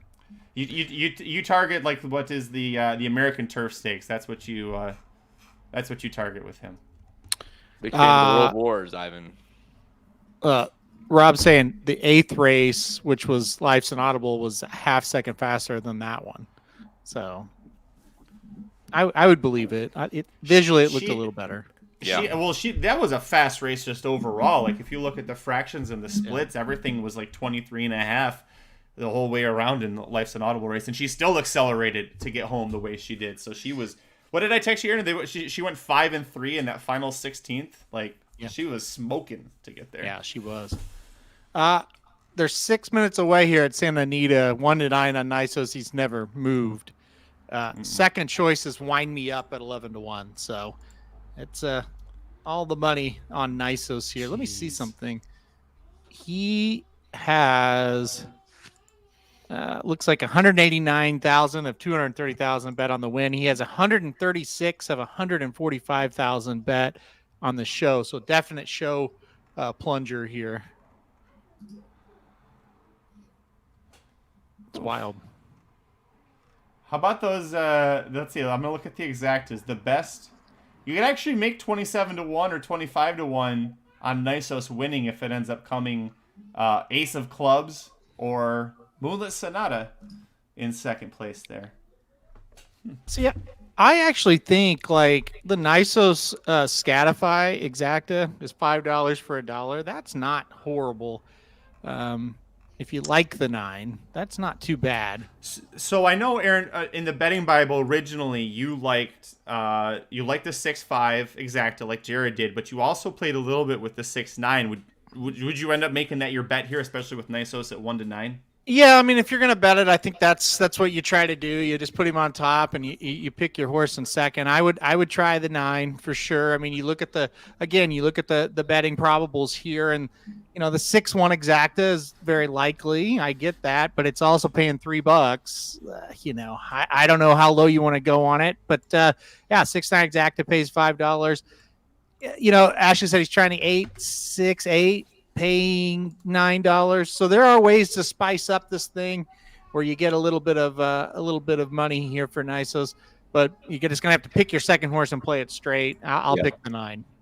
See, I had the 3 in well, I guess I had him in third, but now I am in second based off of the scratch of Coach Prime. So to me, the 3 is the horse, and I if you guys listen to Blinkers Off, I talked about maybe the strategy that you could possibly see with Mike Smith and Mandela with kind of like, all right, we're not going to get there. We're not going to beat this horse, but maybe we can take just kind of one run here and get up there for second. So, but again, like I don't love the horse really enough to, it's not like it's 6-1. It's still not great, for a horse that I don't have a ton of confidence in running up for second. So, yeah, I think you would play a horse like Better Than Gold if you think that it's going to be a case where a lot of the horses chase Nisos, or like at the top of the stretch, Nisos pulls away and breaks all their hearts.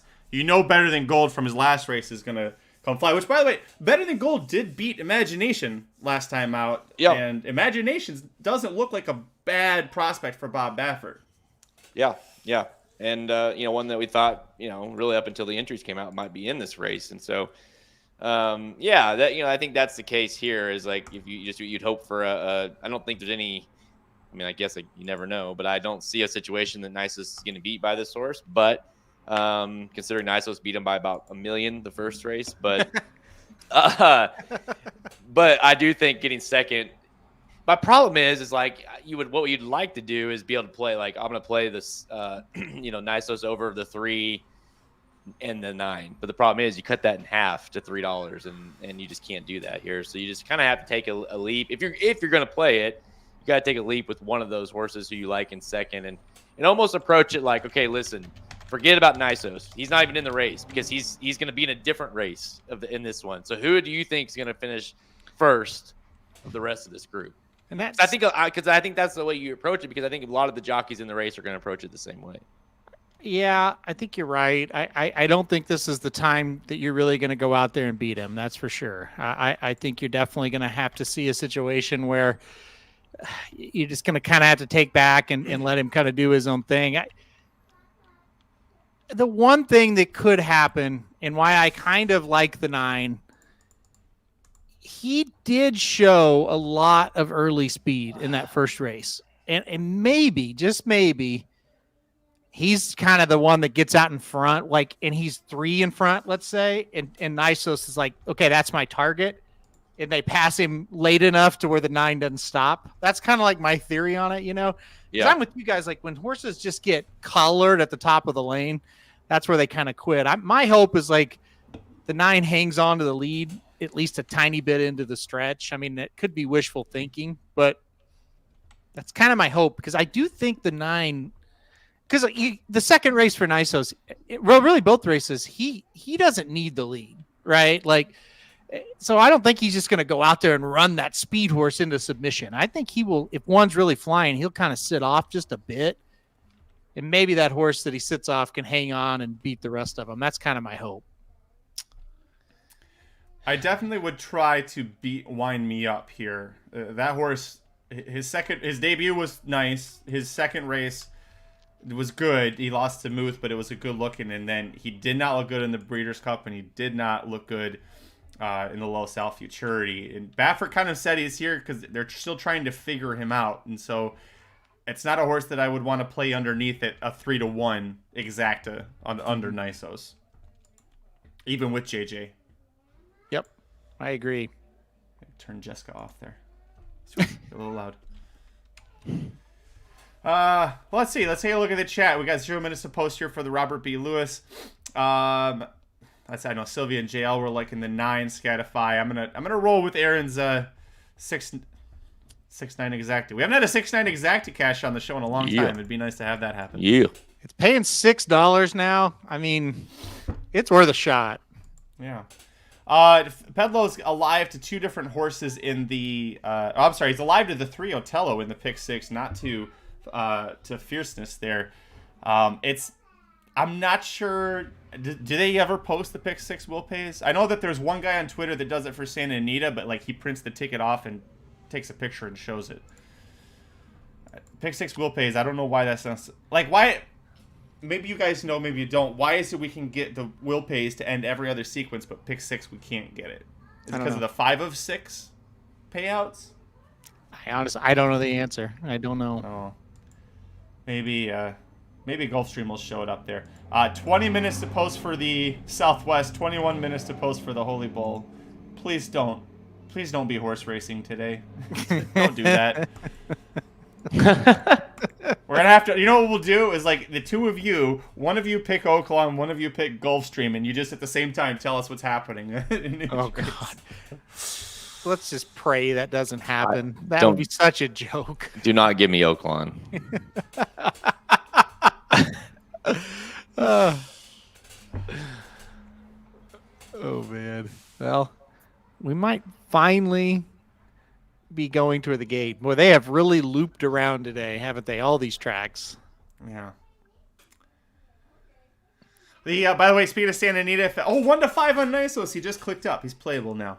If you didn't know, Santa Anita actually yesterday, I was wondering if they would cancel it, and they announced it yesterday. No racing tomorrow, Sunday, because we were supposed to get like hurricane-style weather. Not that bad, but we're supposed to get a deluge of rain starting tonight and lasting for about 12 to 16 hours. So there's absolutely just no racing at Santa Anita on Sunday.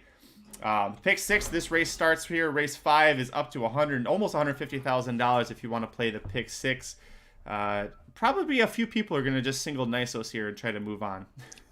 I would think so. This feels like a race. I see him on the screen there. This feels like a race where the 8 McVeigh could get up for 3rd.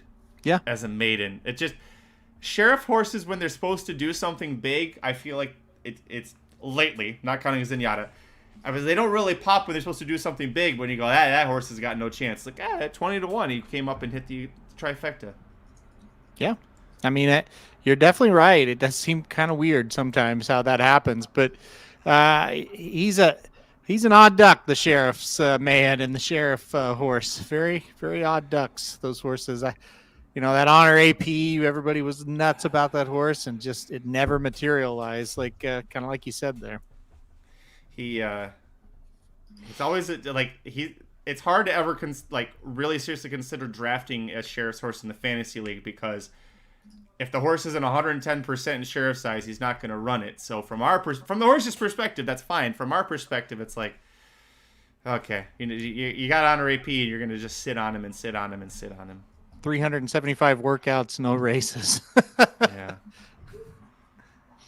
All right, let's see what happens here, boys. You're all right too. He is a veteran, so I don't want to disparage him too much. But John Sheriff's he's a unique individual. We'll say. Yeah. Oh, not in a bad way. He's just. Yeah. All right, last horse in the gate is going to be Scatify. Let's see. Ready to go. Let's see a performance. We're due for one of these big performances today, one of these 3-year-olds. I don't care that it's Bob Baffert and they can't get points. Let's see one of these run well. Scatify says bye-bye going into that first turn. He's going to take the lead away from Wind Me Up. Aaron, did Nisos take just a slight little stumble out of the gate? He sure did. He sure did. I don't know. I'd have to watch it back to know just how bad it was, but he definitely stumbled out of the gate.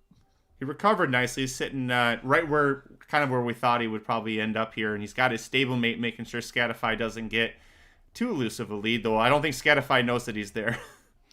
Yeah, Scatify is he's going fast, but he seems to be going smooth. But you got a Baffert breathing down your neck there. That usually doesn't end well. They got to be flying though. I mean, 22, but this one they cooking. Slowed it down a little bit. He slowed it down a little bit, but it's still. Yeah. And now he's going to get 2 challenges here. Sheriff's horse and Wind Me Up both going to put at him. Nisos is making his move. Haven't seen Pratt get anxious yet. But Scatify's put everybody away aside from Nisos. And Nisos is going to have to... This is his biggest test yet by far. I think this is looking good, Halterman. Oh, boy. He's gone. For the 6-9 here. If this 9 can just... Come on, change your leads. So. Change your leads. There you go. Come on. 6-9. Wow. Nisos is, beautiful effort from Nisos here. Wow. Stay on this 9. Nope, the 1's going to hold him off, I think. Maybe. I don't know. Nisos wrapped up. The 1 got him. All right. 6-1-9. That is a monster of a horse. It was like at half a second in the far turn. He just was like a length behind and head in front. It was like, okay, he's gone. Slingshot. See ya. And final odds on Nisos, no surprise, 1-9. But that's, whoo, buddy. Wow.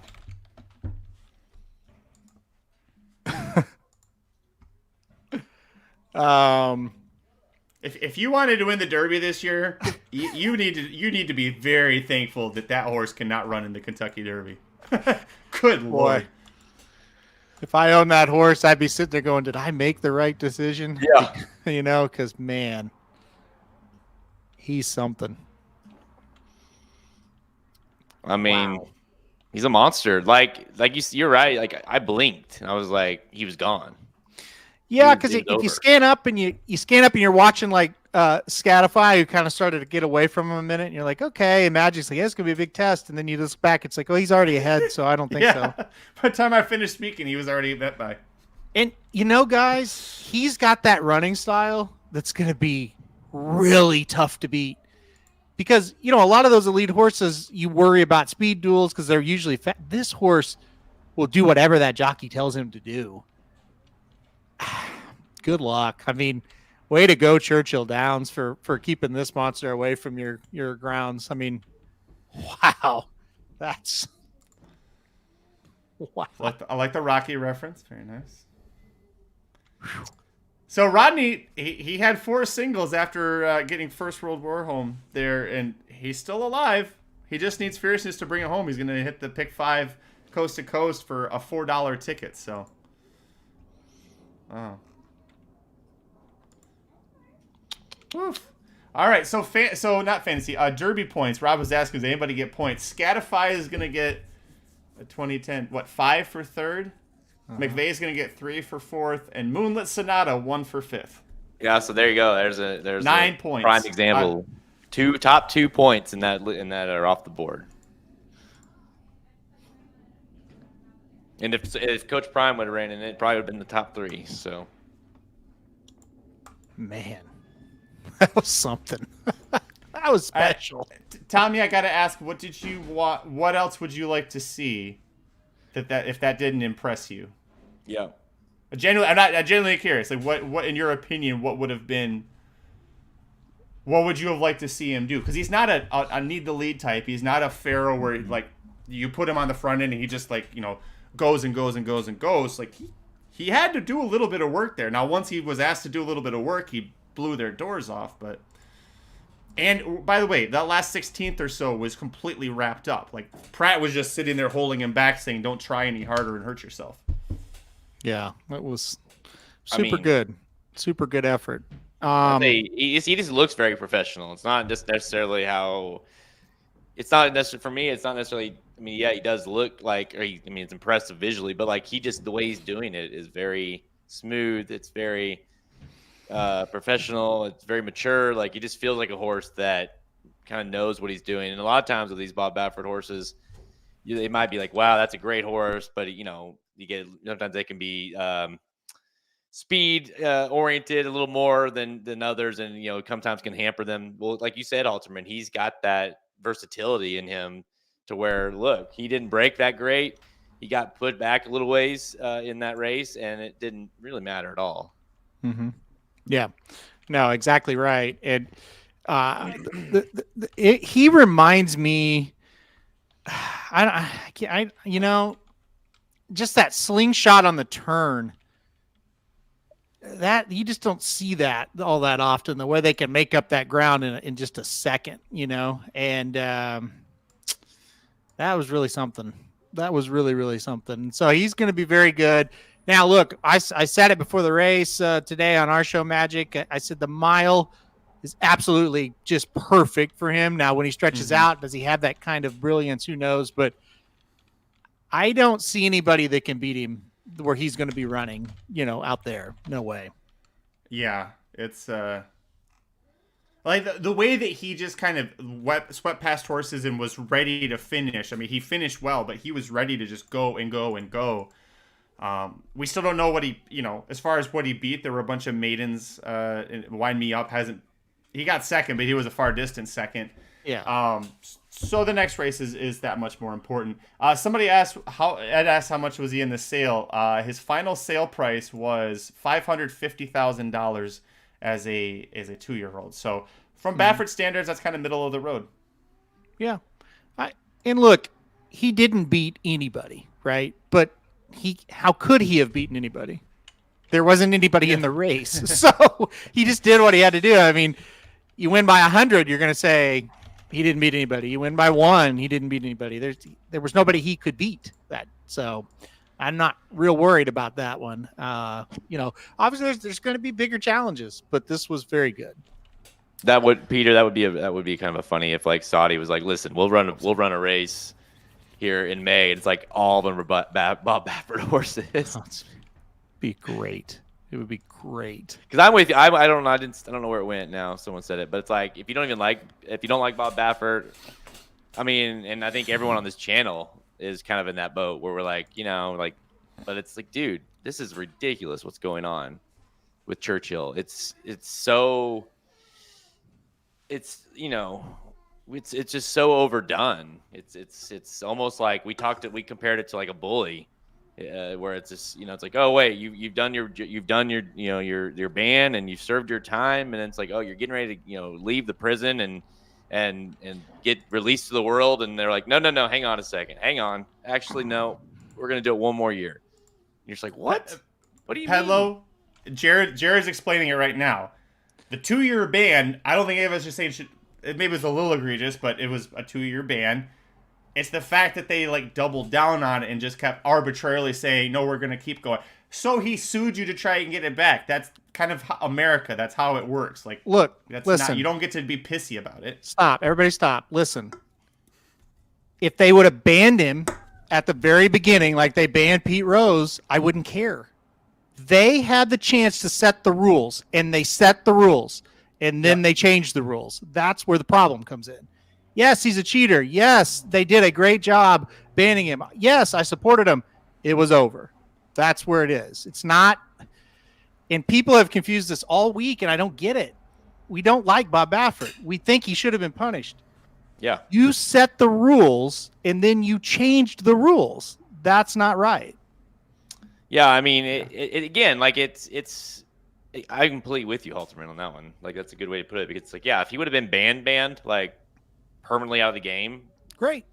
Then, which we know in horse racing would never happen in our, just because they'll let anybody run a horse. But we've been like, well, yeah, I mean, we know. I mean, you've been not caught multiple times. We know it's long due, but it's the fact that moving the finish line, so to speak, and it makes us, especially us as not just handicappers, but owning a business and making picks and following it and all that stuff. It makes our jobs just tremendously hard and impossible. And then you talk about ranking horses and you talk about the Derby and that horse is running. And honestly, it's embarrassing. It's like, oh, well, you try to explain it to somebody that's not in the game. It's like, who do you like in the Derby? Well, I really like this horse, Nisos, but he can't run. What do you mean he can't run? Well, he can run in races, but he can't get points. Well, what does that mean? It just makes no sense. Like, it's so horse racing, though.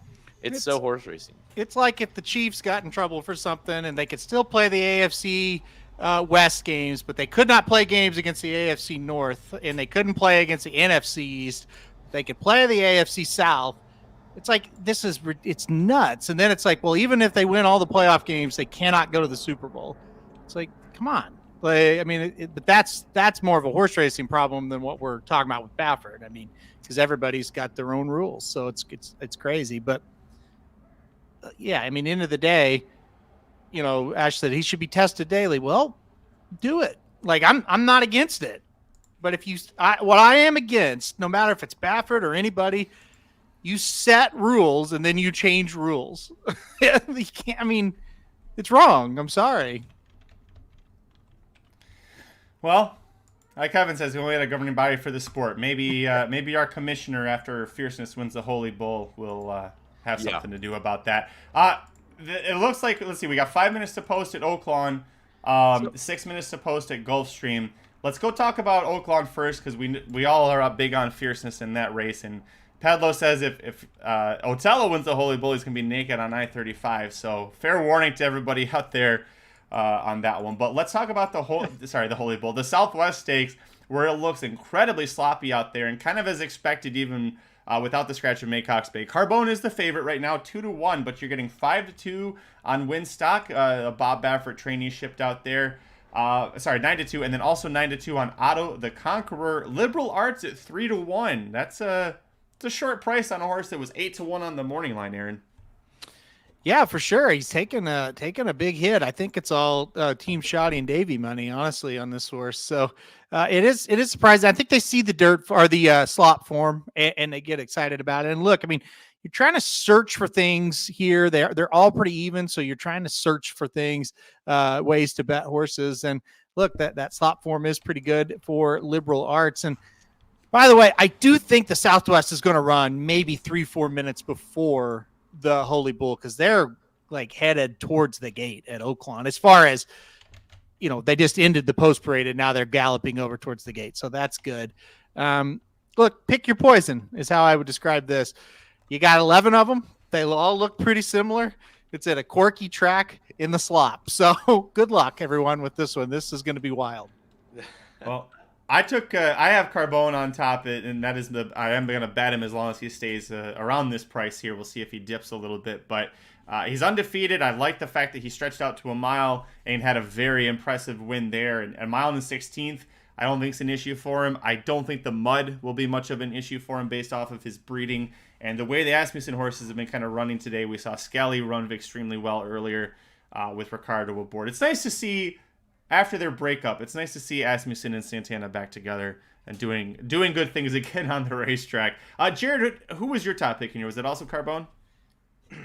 Reluctantly, yeah, it was. I mean, I wouldn't bet this race with your money, Magic, and that's saying something. I at the end of the day, I wouldn't be shocked if Carbone just kind of cruises around there, and I also wouldn't be shocked if he hits the top of the stretch and we're saying, well, that was not good. I really don't have. I think it could be all that and it within itself. So, um, it's all over. It's all over the place in this race. There's not a lot that can happen in this result that I'm going to be shocked with. It's that kind of race. It's a tough race. I am playing against Winstock, at least on top, trying to beat him. Liberal arts I liked, but not at this price. 8-1 was a little bit more attractive than this one here. So definitely feels like I guess that's true. We already did get the McPeak, crazy McPeak, right? So maybe that we can't get it done here with this one at the 8 common defense. Shadi has the issue with, because I said earlier, she works while she joins for these live shows, and she always has the unfortunate situation of having a customer show up right when a big race is about to go off. And yeah, that Liberal Arts is the first fantasy starter for her and Davey. They're very excited about it. And Davey said, just lock the door. Shadi's now the manager there. She's got that power. Just go lock the door. Tell him to come back. I like that. Kevin says $2 coast to coast would win $154.40 if Fierceness wins. So some money to be. Listen, an $8 ticket for him. Half of that I would assume for Rodney. So on a $4 ticket, great ROIs. If you guys can get it there, that's good for you. I'm happy. Rodney, I'll I'll give Rodney a shout out here. Rodney, you're very lucky. That's all I'm going to tell you. Because if Coach Prime would have ran in that race today, you would not be alive for the ticket. That's true. Because that horse is in a different stratosphere from Coach Prime, especially at a mile. But you know what? He didn't, and you singled Niso, so you're in good shape. Yeah, though, aren't you glad we didn't go to the Southwest today, Halterman? Oh, God. Looks fun. Yes. It's like there's about 12 people there. Oh, I bet there's more than that. Oh, I know. They're all inside of the casino. I would say they're all inside. Yeah. I bet there's 20,000 there today. They're packed in there. They're just not outside. Yeah. It looks miserable. And Jared, you and I have been down there there's Rodney. You and I have been down there during a miserable day like this, and it's not fun. Yeah, but I will say this, though. You for the most part, yeah, people are not, they're not outside, but their people are having a good time. They're there.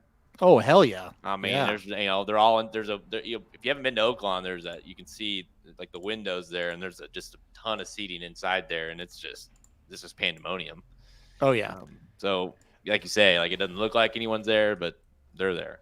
They're definitely there. Can you see the track from the casino, or do you have to kind of move to a different part of the casino to see it?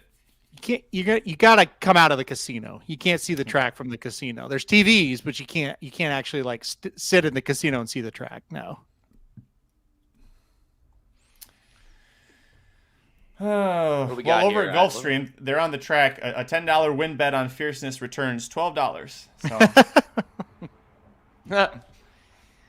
sounds right. I mean, a $10 bet on Nisos brought back 11. So there you go. Fierceness could pay more than Nisos today. You guys tell me when Oaklawn gets to the gate. I got Gulfstream on. Okay, I've got it to Oaklawn now. They're walking around over by Sella's old house there. So well, I'll talk a little bit about with Gulfstream, since we won't have a lot of time after the Southwest. But I mean, is there any, we talked a lot about this leading up to it, and it's just, for whatever reason, it's like you almost, even though I'm not going to argue, and I certainly believe it myself, that Fierceness is the number one, well, at least if I can run in the Derby, 3-year-old at the moment. But like, you have that champagne that still kind of looms over him a little bit, in the sense that he's had 2 amazing performances, 1 amazingly bad performance. And so you still, even though I'm not going to take anything away from him, you almost, for a horse like him, a 2-year-old champion, you still are kind of like anxiously awaiting him to make this debut, to kind of see, just to kind of, I think if another race like similar to what we've seen from him is like, okay, that reassures you that was just the blip, that was just whatever that was. It's not something that we can expect again. I'm with Valleys of Peaks here. Get going. Yeah, I agree, Jared. You do kind of just have that in the back of your mind, even though you look at those 2 races where he was really good and you're like, well, he's better than this group today. But you do have that in the back of your mind of like, oh boy, what if he rounds that corner? Because he was in a good spot in the Champagne that day. Like if you're watching live, you thought, okay, he's where he needs to be, and he just backed it up. So it gives you that little bit of nervous energy for sure. By the way, they are loading at Oaklawn. So where are they at Gulfstream? They're cruising around on the track here. They're not They're not near the gate yet. So. I think they're going to wait. I think we're safe. So here we go. This is riding in with a real important comment. 10 minutes till Turfway Park. It's going. Yeah. That's if you want to play Turfway, you got to join that Discord. Rodney's all the time in there. Look, this is a fun one because I don't have any money on it, and it's just like, well, let's see what happens, right? So this will be fun here. I'm talking about Oaklawn. Yeah.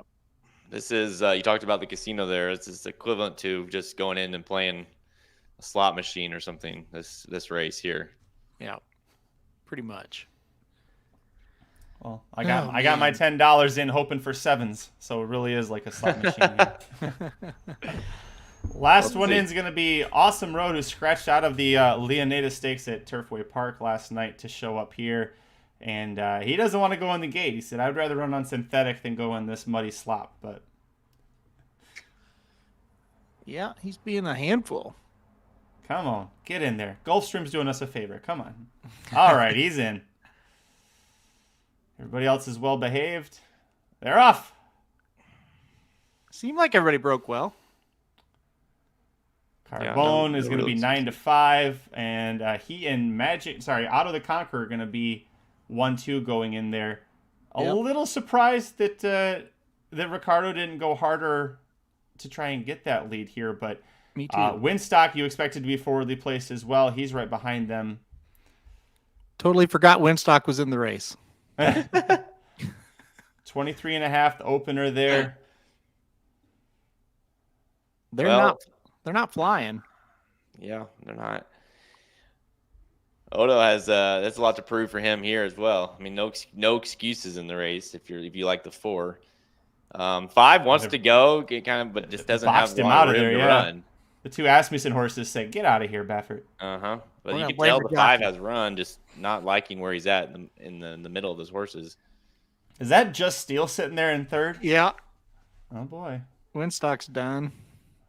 So this is the point where if you're Carbone, this is you put up or shut up time. Are you going to be a 2-turn horse for sure, or are you going to be a sprinter? The 10 looks like he's on cruise control, but I don't know he wants to go this far. But he's kind of just been cruising there on that inside path. So is Just Steele. Just Steele just went to the lead. He looks like a monster turning for home. Look at this. It's going to be 11 and 10 fighting each other here in the stretch. Oh, the 10. Oh, my God. The 10's going to win. Mystic Dan, Kenny McPeak, Brian Hernandez. Boy. Perfect ride. They're gone. Perfect. Look at this. How about McPeak at 11-1, winning by 6, 7, Daylight. 8. Wow. He just Shoddy. Liberal Arts almost got up there. Liberal Arts got third. Yeah. Almost got second. Carbone was way back. Not the effort you wanted to see from Carbone if you liked him. Damn, son. The 11 turned the corner, and I'm like, this horse looks like a monster. They hadn't even touched that horse. And then the 10 passed him like he was tied to a pole. The 10 absolutely destroyed that field. Well, I sat there and said, like, that 10 looks amazing, but I just don't know that he wants to go this far. I think he wants to, well, at least on the slop. I mean, you look at the last 2 races, a mile just was terrible, faded. And then in the Smarty Jones did the same thing, faded. Now they're running a mile 16th, and he looks like he's American Pharaoh. So it's crazy.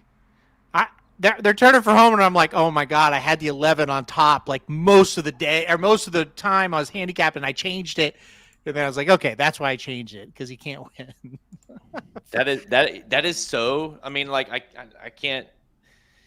That's so McPeak, right? It's not even like the McPeak the McPeak that you thought if there was going to be a McPeak situation to be the other McPeak, right? Yeah. It's just I don't know. Well, McPeak did have 2 in there, and Hernandez, his top rider, was on the winner. Yeah. You can't look at the form. I get it's a golden sense. I don't know. I don't know how you look at that and say, well, yeah, I think this horse will turn the tables here. It looks like there's been enough talk. It's time for the main event. Main event time. 0 minutes of post headed to the gate for the Holy Bull Stakes. We've been waiting all day, all week for this one, boys. Fierceness 1-5. There's potentially some value on that.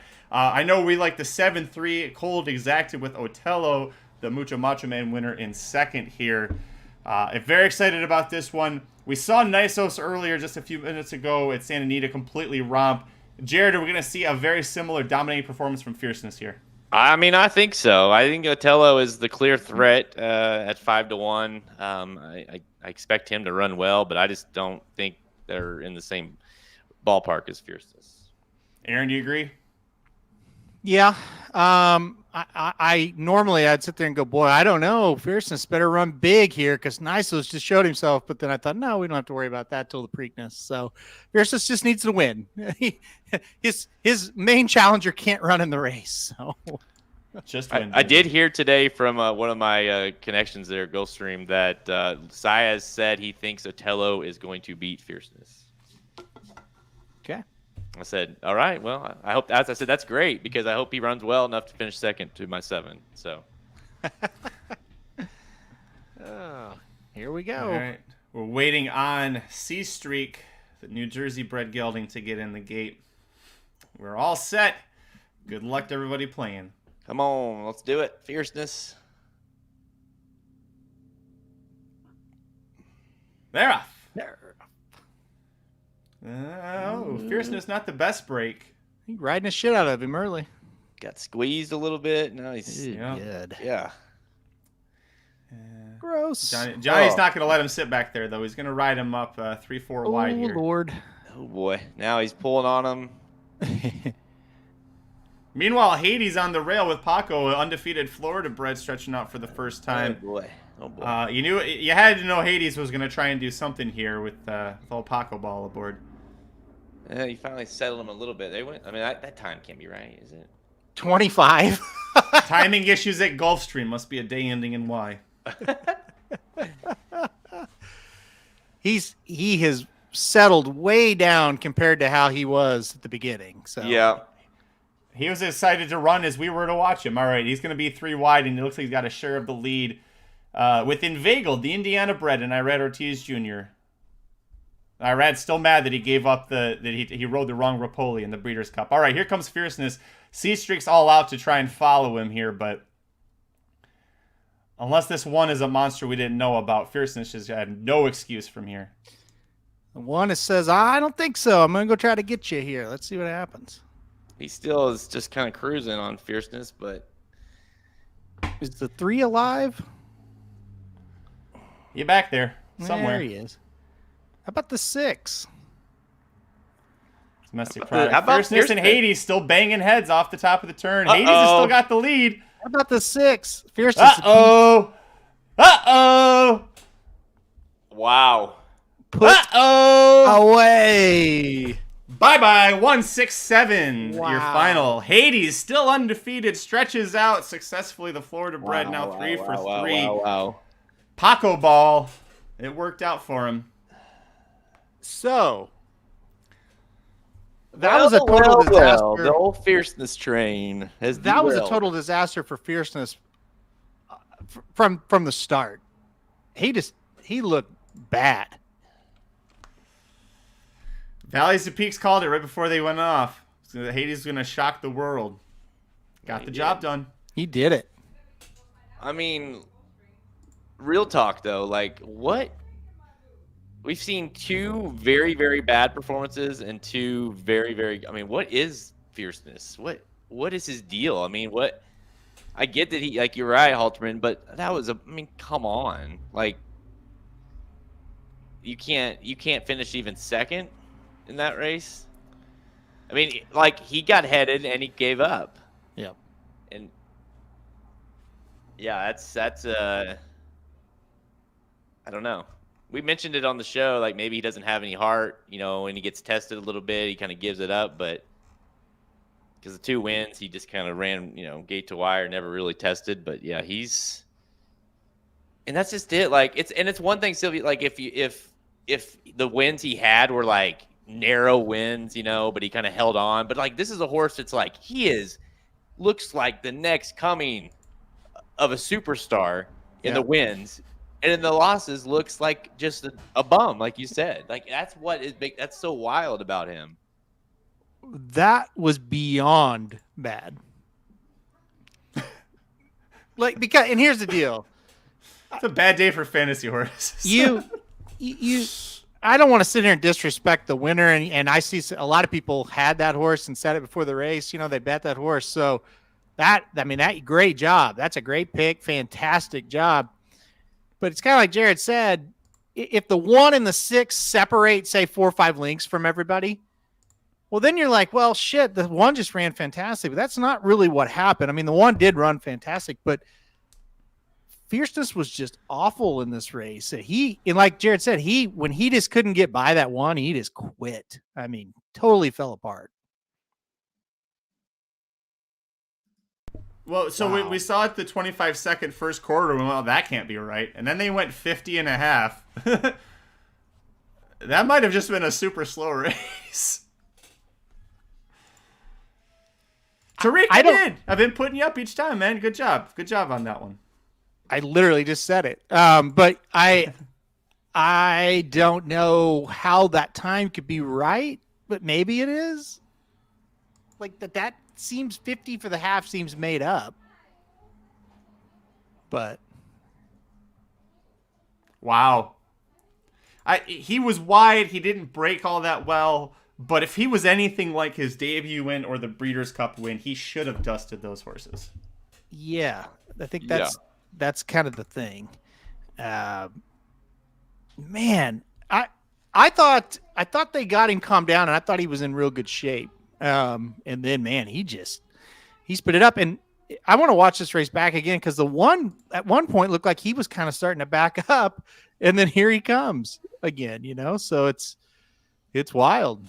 How about this? How about this? Bob Baffert, or not Bob Baffert? Todd Pletcher has Fierceness and Born Noble running on the card, and neither one of them don't even get close to winning. Really, I'm not sure if Born Noble wasn't more impressive than Fierceness was. Yeah, I was gonna say Born Noble's excuse. I think you and Dennis had caught it that he took kind of a goofy step and maybe cracked a quarter or something. We'll find out later. It's kind of speculation now, but yeah.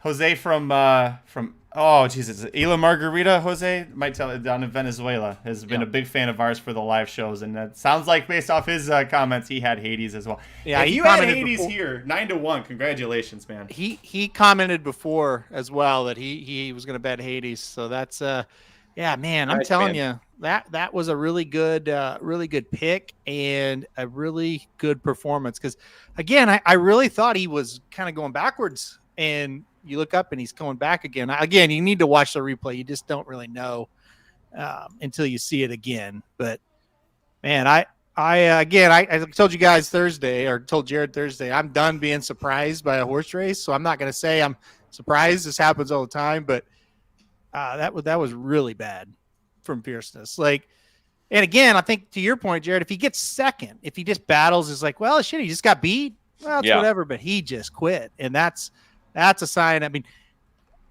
how are you going to win a Kentucky Derby if you get headed by other horses or around other horses and you can't pass them?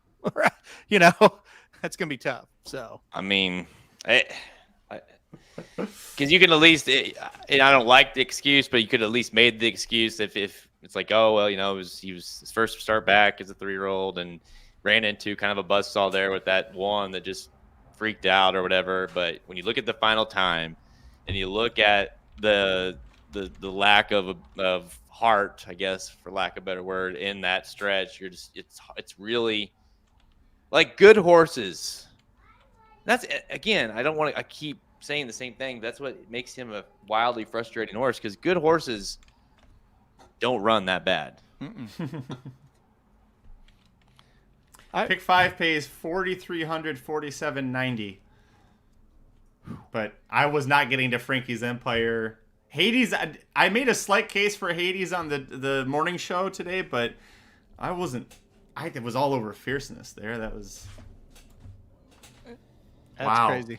Here's a good question from Chris Mallow. Will Fierceness run again? Like, do you just say no? Like, I think you give him one more time because he's had 2 bombs away and 2 just total bombs. Maybe the next one's when he pops. I think part of me is like, well, that he did that in Champagne and he bounced out of it. But I think kind of Christopher's point is now he's a grade 1 winner. Now he's a 2-year-old champion. There's a lot more to lose now. We're not trying to make a stallion career out of him now. So I guess my answer would be maybe. And then he's got a nose on the 1 in the turn. Fierceness had the lead, and he just. Yeah, I mean, there was a part of the race there in this turn where you're like, well, this is not going to be like the visually impressive performance here, but I think he's going to get the job done, And then you're like, oh wait, this one's not giving it to him. And then you said, okay, you got a battle, and he doesn't. And once he decided he was tossing it in, he got passed by another horse. So, dude, Magic, were you watching like the head on as Jared was talking, like the above camera? Guys, he quit hard. Holy shit. He quit so hard it's like something may be wrong with him. Like that was bad. Oh my goodness. I hope nothing's wrong with him, but that was bad. Wow. But we also, Nick, if you think he's going to be fine, which I'm not going to go as optimistic as that. And I mean, I wouldn't be surprised whatsoever if he won, but let's think of this. He is going to be a nightmare for us bettors. Because let's just imagine the scenario that he comes back, which we kind of assumed, right, Halterman, that he might just go this race and then like wait to the Florida Derby, right? Yeah. Let's say that's what they do, and he wins the Florida Derby, and he looks impressive. Like, what the hell are we supposed to do with him in the Kentucky Derby? Because once again, we have a situation where it's like awesome, awfully terrible, awesome, terrible. Like how are you supposed to trust him at a short price in the Derby, which he would be if he were to win the next race, if you think he will, Nick. So I'm not saying he won't by any means, but it's just he's an issue from a betting perspective, because now no matter what, like I mentioned on the earlier, I needed to see a big performance from him, or at least a performance. So I don't have the fear of that Champagne in the back of my mind anymore. Well, guess what? Mm-hmm. It's front and center now. Mm-hmm. I agree. I don't think you're ever going to trust him again. There's a lot of head nodding happening down here. Let's bring in Ryan Stillman. Ryan. Wow. What it is going on? Honored to be on the show, guys. Great work today. I had to jump on. So what do you think you just saw there, Ryan? This reminds me, you guys tell me you've been in the game, you remember this. I mean, Uncle Mo, just like the excitement of that horse when he came back, and it was like he's going to steamroll this year. It's his year to go, maybe even be a Triple Crown winner. Not saying Fierceness was, but this is that level. This is the last. Is that comparable to you guys, where it's just like, whoa, you didn't, I mean, folded in the towel. It felt like I'm blown away. I don't know. Does that feel comparable to you guys? What I just threw out there last time I saw this? Yeah, it is for sure. It kind of reminds me a little bit when Good Magic came back. I think it was this actual race and ran the same Fountain thing. It was the Fountain of Youth and got third and looked really bad. And Brown got him to win the Bluegrass next out and then second in the Derby. So, but there were some main differences. Like Good Magic was a mess in the paddock. Good Magic was sweaty. He didn't he was just kind of a mess. This horse didn't show any indications he was getting ready to run poorly. Now, when the gates open, he was a little bit, kind of goofy, but still, like I'm rewatching it again. He's on the turn. And it's like, okay, yep. Oh, I just hit it's like he's ready to kick off, and it's like, nope. He just went backwards. I think the problem, Aaron, is let's say Otello beats him, right? Okay, like maybe it wasn't his day or this. For Hades to beat you is the more right. At least to me, it's no knock on him, but it's like, whoa, I did not see that level of a regression coming. That's domestic product beat him. That's what I can't get over. Domestic effing product beat you, and he's like, I think yesterday finished running the Remsen. Man, he got absolutely smoked out of the gate. I mean, and then he got pinched again, and they rushed the shit out of him trying to get him into position. Not saying, again, like, if this is a Kentucky Derby, there's some excuses to be had because of those but we're talking about the Holy Bull with nobody in it, and the one horse that anybody thought could beat the horse, I mean, being realistic, it was Otello who ran somehow worse. And I don't, then you got him settled in. I'm watching the replay now on the front end. Like, you get him settled in. Yeah, he's out in middle of the track a little bit, but he's, like I said earlier, a good horse wins this race. Yeah, he's traveling up the backside just absolutely beautifully after an adventure on the turn for sure. And this was the moment where I thought, well, he's had some trouble, but he'll kick on from here and be decent. And dude, look right here. He's in the lead. He's winning the race now. He's another one. He's like 1-9 to get it done from here. Yeah. Here comes Hades back up. Hades looks like a bigger horse than him. It's almost like when Hades re-rallied there, he said, I can't. I'm giving it up. He's still ahead of him. He still had the lead. Yeah. And this is where it falls apart. Flip to this head on. I want to see this. Jeez. He is a bigger horse than him. Big time. Yeah, he is. Yeah, that's a big ass horse. Yeah. Kind of a squirrely horse too. That wasn't the first time he veered out a little bit.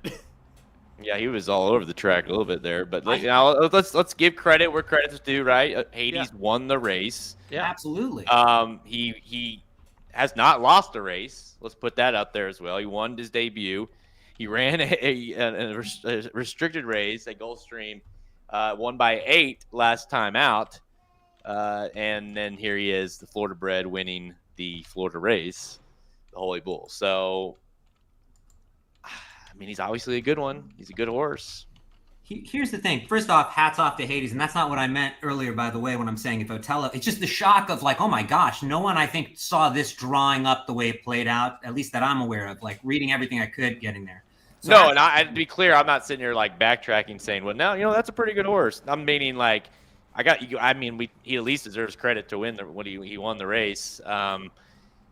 But still, like, yeah, in no way am I sitting there looking at this and saying, well, Hades, the Florida bred, I think could pose a little danger for Fierceness. There's I cannot.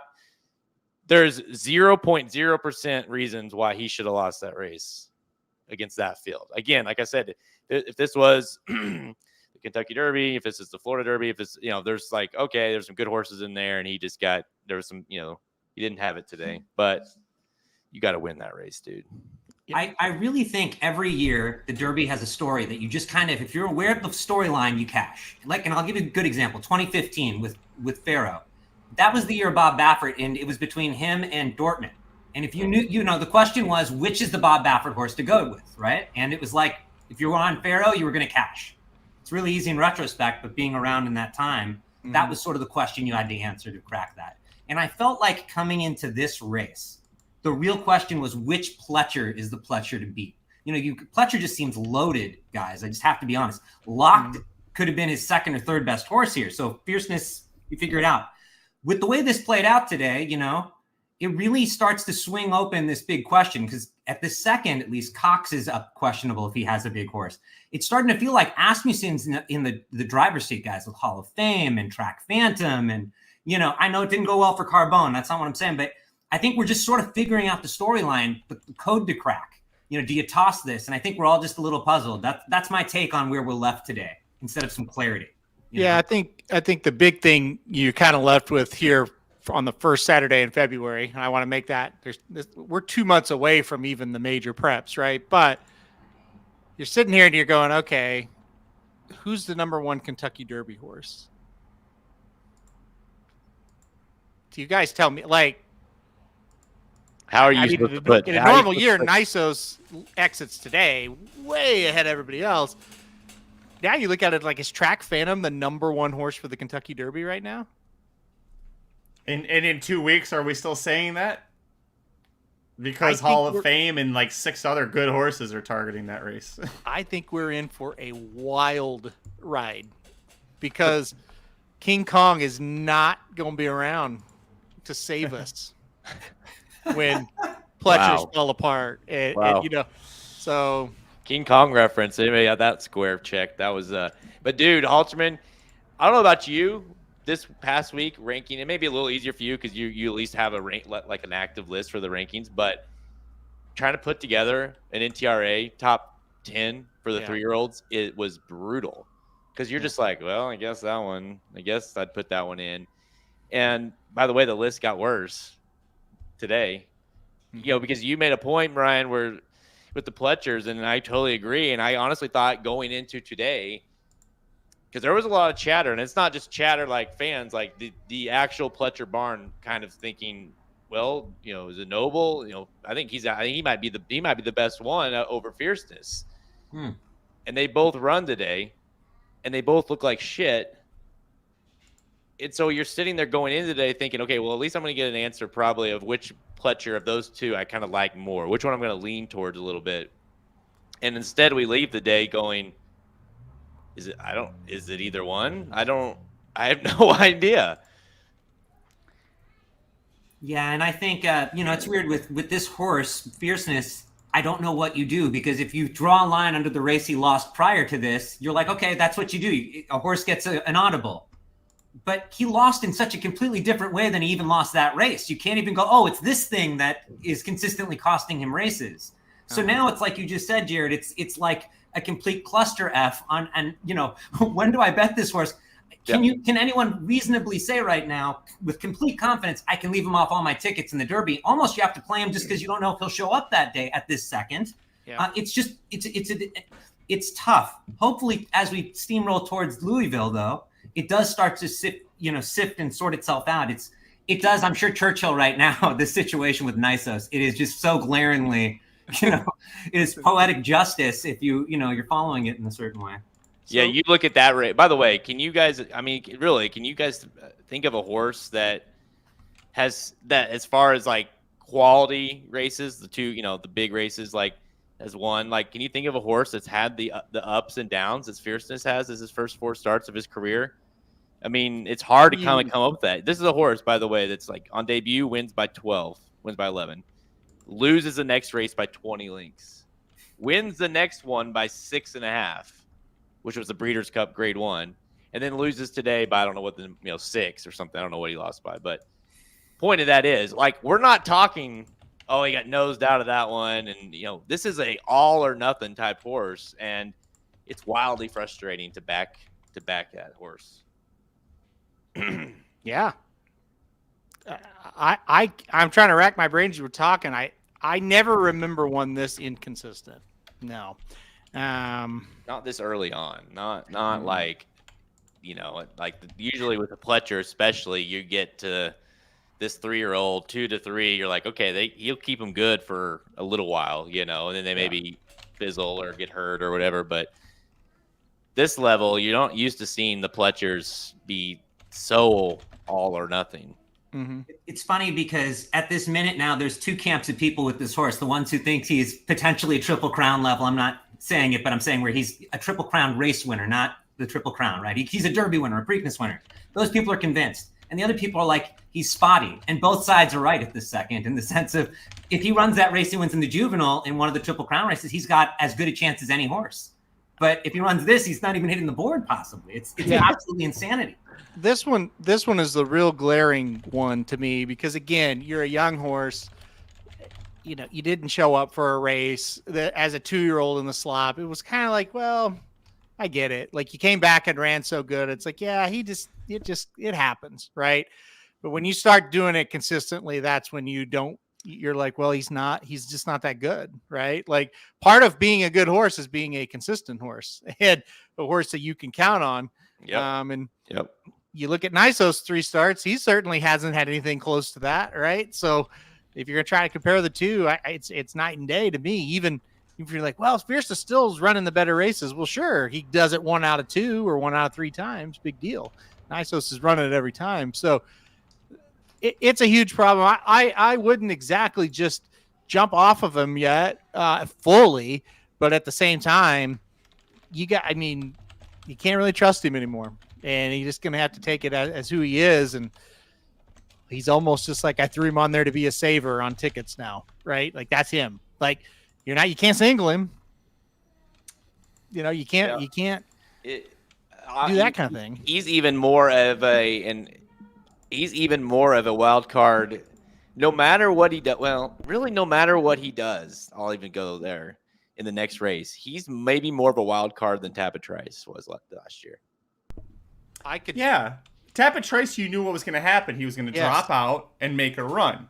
Fierceness, you're like, I don't know what this horse is going to do. I totally could trust Tampa Trice more than I could trust Fierceness. Yeah.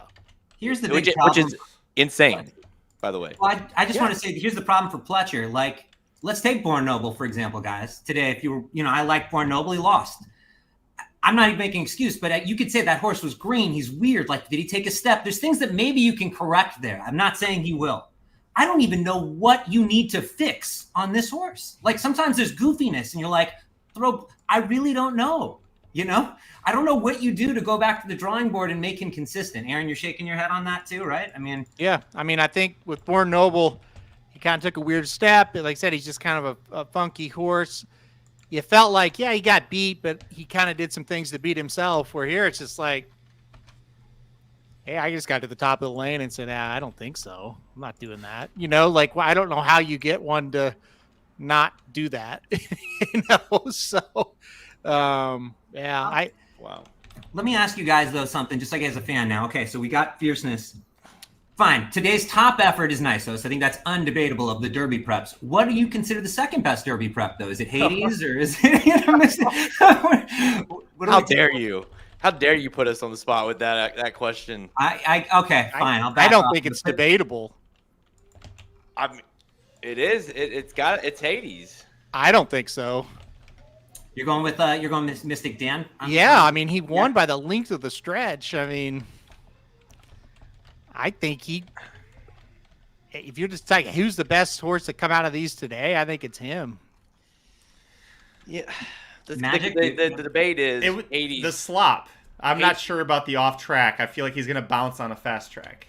The debate is Hades put away the 2-year-old champion, and the other one is that on Halterman's point is Mystic Dan looked like a monster. Like if you just tuned in to watch that race and didn't know the odds or anything, you're like, holy shit, that looks like a good horse. But that's just it. Shoddy. It's a McPeak. It's in the slop. There is nothing that says this horse wants to go longer. So I don't know, but I don't have a lot of faith in Hades moving forward either. So, Okay, hold on. The question was, who was the most impressive today, right? Well, not fair. Who's going to win the Derby. If you're just going at fully impressive, I think I would put, just off of today, I would put him as the second best, the Southwest, yeah. I still say Skelly. I don't care that he doesn't qualify. Skelly's still the best. I'm looking. Did anybody catch the final time of the Holy Bull? It was like 4 minutes, I think. No, I was watching a massacre and I just couldn't, I was like, what is going on? This is amazing. Am I crazy or did they post the final time to be like 1:46? There's no way that's right. Let me go pull it up 1 second. Hey, guys in the chat, though, by the way, answer that question. Who you guys like second coming out of this while we pull up the time here? So the time for 1:46 final time. There's no way. The time for the Southwest was 1:43.67. That means he ran 3 seconds faster. There's no way. But every single fraction was 25, 25, 25. They went 7 in the 7 seconds in the final 16th of the Holy Bull. Unless Gulfstream had a completely screwed up timer. You're telling me that it is possible. You think it's possible that the Holy Bull over a fast track at Gulfstream was ran in 1:46 and change? Because if that is the accurate time, you can take all those horses and throw them in the garbage. That is a horrific. Well, what's the rule of thumb? What is 1 second in links? 6. So you're telling me that because and again, different tracks, right? Different, he ran it in 1:41 and change in the Breeders' Cup. That he ran 30 plus links worse today than he did in the Breeders' Cup. I still can't imagine the times right, but First World War won on the turf in 1:39 and 4. There's no way the time's right. There's no way. Yeah. Well, Aaron, do you have any thought of where you would expect it to? I know it's like not fair, but like anything with just visually eyeball test, you watch so much more. And people that bet Hades, please don't take offense to this, okay? Because that's not what I mean. If you bet him, you deserve all the credit in the world. Visually speaking, I thought that was not a good race from anybody, even Hades. Like, I didn't. And again, I'm not trying to be an asshole. I much credit if you bet him. I'm not. It was a great job. That looked like a bad race to me. Any thoughts on Speakeasy, Halterin? That's your horse, and Born Noble moving forward. I mean, Speakeasy's second best Pletcher now until Locke does something next week, right? Born Noble. Who's the best? Well, Locked is kind of by default because he hasn't screwed up yet this year. Born Noble. I don't know. I would wait to hear news on him, what happened. I really think he got injured, but I don't want to say that and be wrong. He either kind of has some little problems or he's just kind of goofy. So I wouldn't take him. And I mean, Speakeasy, I don't know, like he doesn't do dumb things. So, but he's only ran once. So I didn't really look at Speakeasy and think, well, that's some kind of monster. I thought it was good, but we'll see. All right. Well, if you want to know Aaron's new top 5 for the Kentucky Derby, he doesn't know it. Tune in on Monday next week. We'll have the full top 20, the updated top 20, as well as his top 5 video.